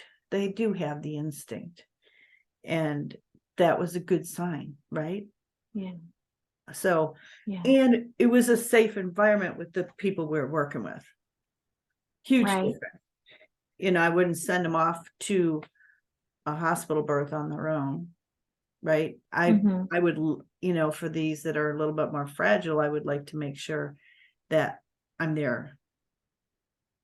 So if something goes awry, that, they're not left stranded. I don't think that's the way to go. It's not the best experience. And you want that positive to build on positive to build on positive. So we all know that life can get a little rocky, and we've been through the rocks, right? But let's not throw the young fish too quick to the sharks. Give them and as for the like recording for people who weren't here, would that count for them, or did they have to like physically be here? So that's what I'm thinking. Out that I should save these. So as we go through them, I also had, we were going to debrief. I also was going to debrief the twins that Morgan was going to share the twins. And then I had my niece's birth that really, I've never seen anything like it in the 40 years. So we thought she was having seizures. And So it was pretty significant. And her body assimilates and filters very quickly any pain medication. So epidural and a spinal, ultimately, I guess I'll just share real quick the short story. Becky and I went up to Wisconsin. She was having contractions 3 minutes apart. I said, you know what? I said, do you feel a little pushy? She said, yes. So she gets to the hospital. They tell her she's 3 centimeters. I said, well, you can leave. And she says, well, the nurse really recommends I don't. So we're 2.5 hours away. So we're driving up there, and we get there and she's 5 centimeters. She's in the tub. She's lifting her left leg up, moving with baby. She gets afraid of the contractions and asks for the epidural. The baby's head was slightly tilted and had ultimately still had a lip. The epidural wears off within 30 minutes of her getting it. So we do the pump. It lasts for a short minute and it's gone. And of course, once she got the epidural, then contractions slowed down. So what did they get? The Pitocin. But her epidural, she's assimilating it. So she's feeling the pain, can't get up to move now. And that baby is still tilted. And we can't get her on her hands and knees, nothing.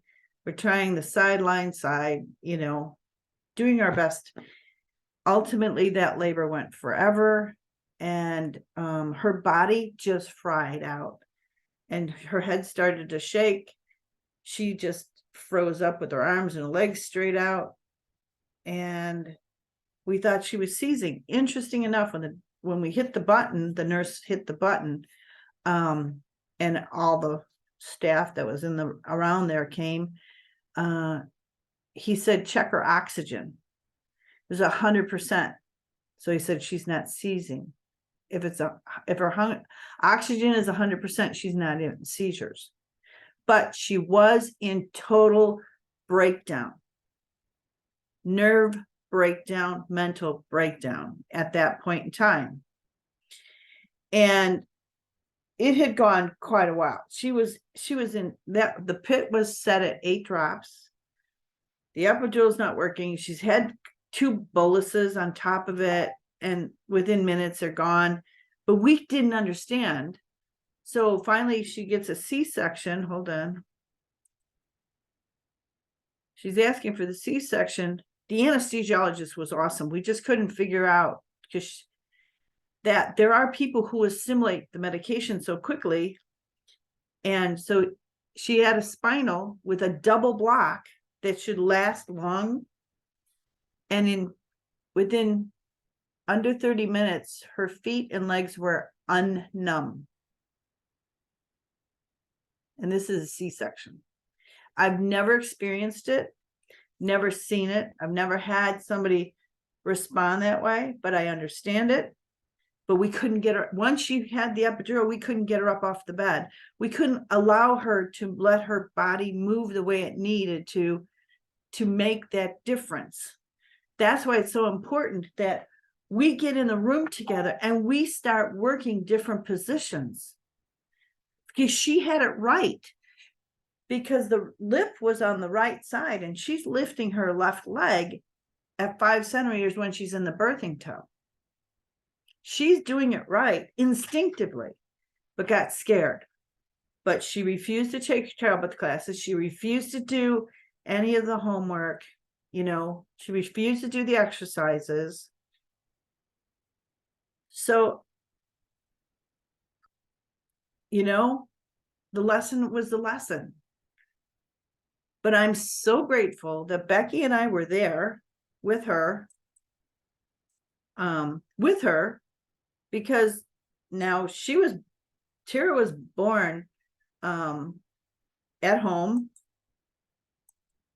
She was born at home, and she was born at my house.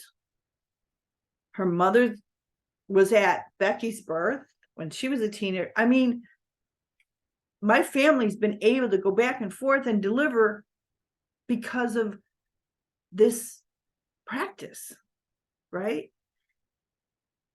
But I've never experienced that. And the hospital, she was going to be at a teaching hospital originally. We encouraged her not to do that, so she'd have more freedom. And this was a tiny hospital in Columbus, Wisconsin, one nurse on the floor. That's it. That's all they had, one nurse on the floor. And the midwife was very good. And the doctor was very good. But yeah, it just was. That baby just wasn't moving because we couldn't get it to move. No. So anyways, that was my experience. And then the twins story, I asked Jamie, what footage can we share with you guys?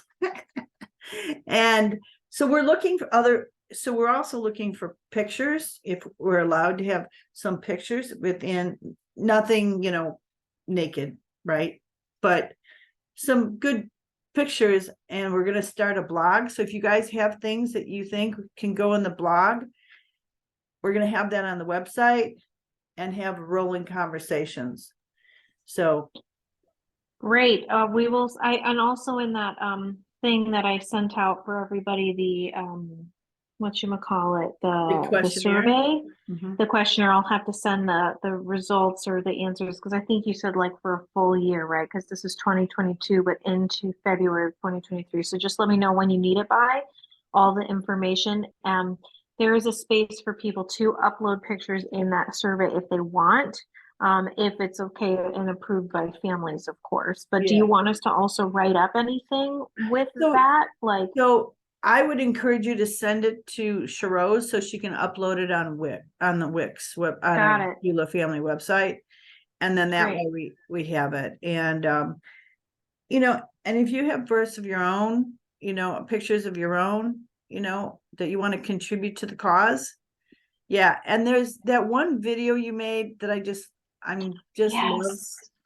I would love to have a copy of that up on the website somewhere, Yes, I'm gonna have to see, because it's through Instagram and it's on a Reels, and so sometimes they won't allow me to like upload it with the sound, because the sound is like copyright or whatever. So I might have to like redo, like I could get the image, but then I'd have to redo what I'm saying or something. Can you record it, or can you put it into put it onto your Zoom, or put it on where you're watching it, but it's recording it? Yeah, I might be able to. So I'll have to take a look back and see. But yes, whatever happens there, I'll try to get that for you. I just like really high res stuff, especially if it's going to go on web, like I really do like that. But okay, I know everybody's like winding down, but so we'll see you. But we will. Okay, so we get the credit for all of these, but then I was just saying, because like I know Mo wanted to be able like to make it, but she couldn't. So it's like, for the people that couldn't make it because of life stuff, would they be able to get credit through the recording? Yeah, just have them, listen to the recording, and if they're willing to do that, and then take the credit, because but look at the things we learned tonight, a lot. And this would not just writing a report saying, oh, did a birth, baby, blah, blah. It wouldn't have the value. And that is so key to making us different and unique. What we're doing and how we're doing it, it's a whole game changer. And anything you can do to help promote us, share your thoughts, your presence, I would appreciate it. Because there's moms out there who need us, and if they don't know, we can't serve them. And more students to come, preferably. My goal is 100 for this year. Wouldn't that be full? Woohoo! Wouldn't that be fun? Well, if we don't put it out there, we can't claim it. But then even if each doula did 2 births, how many is that? 2 times 100? That's, That's amazing. So anyways, yep. Thank And- you, Carol. I love you all. Thank you Thanks, so Hattie and much. Mackenzie. Hattie, I love the baby's picture. Congratulations, Grandma. Thank you, thank you. Yeah, congrats. And, Thank you. thank Congrats. thank you for this meeting. It was really, really powerful. I'm glad. I'm glad. We have All right. wonderful people. Good night, y'all. Good Good night. night. Love you all. Good night.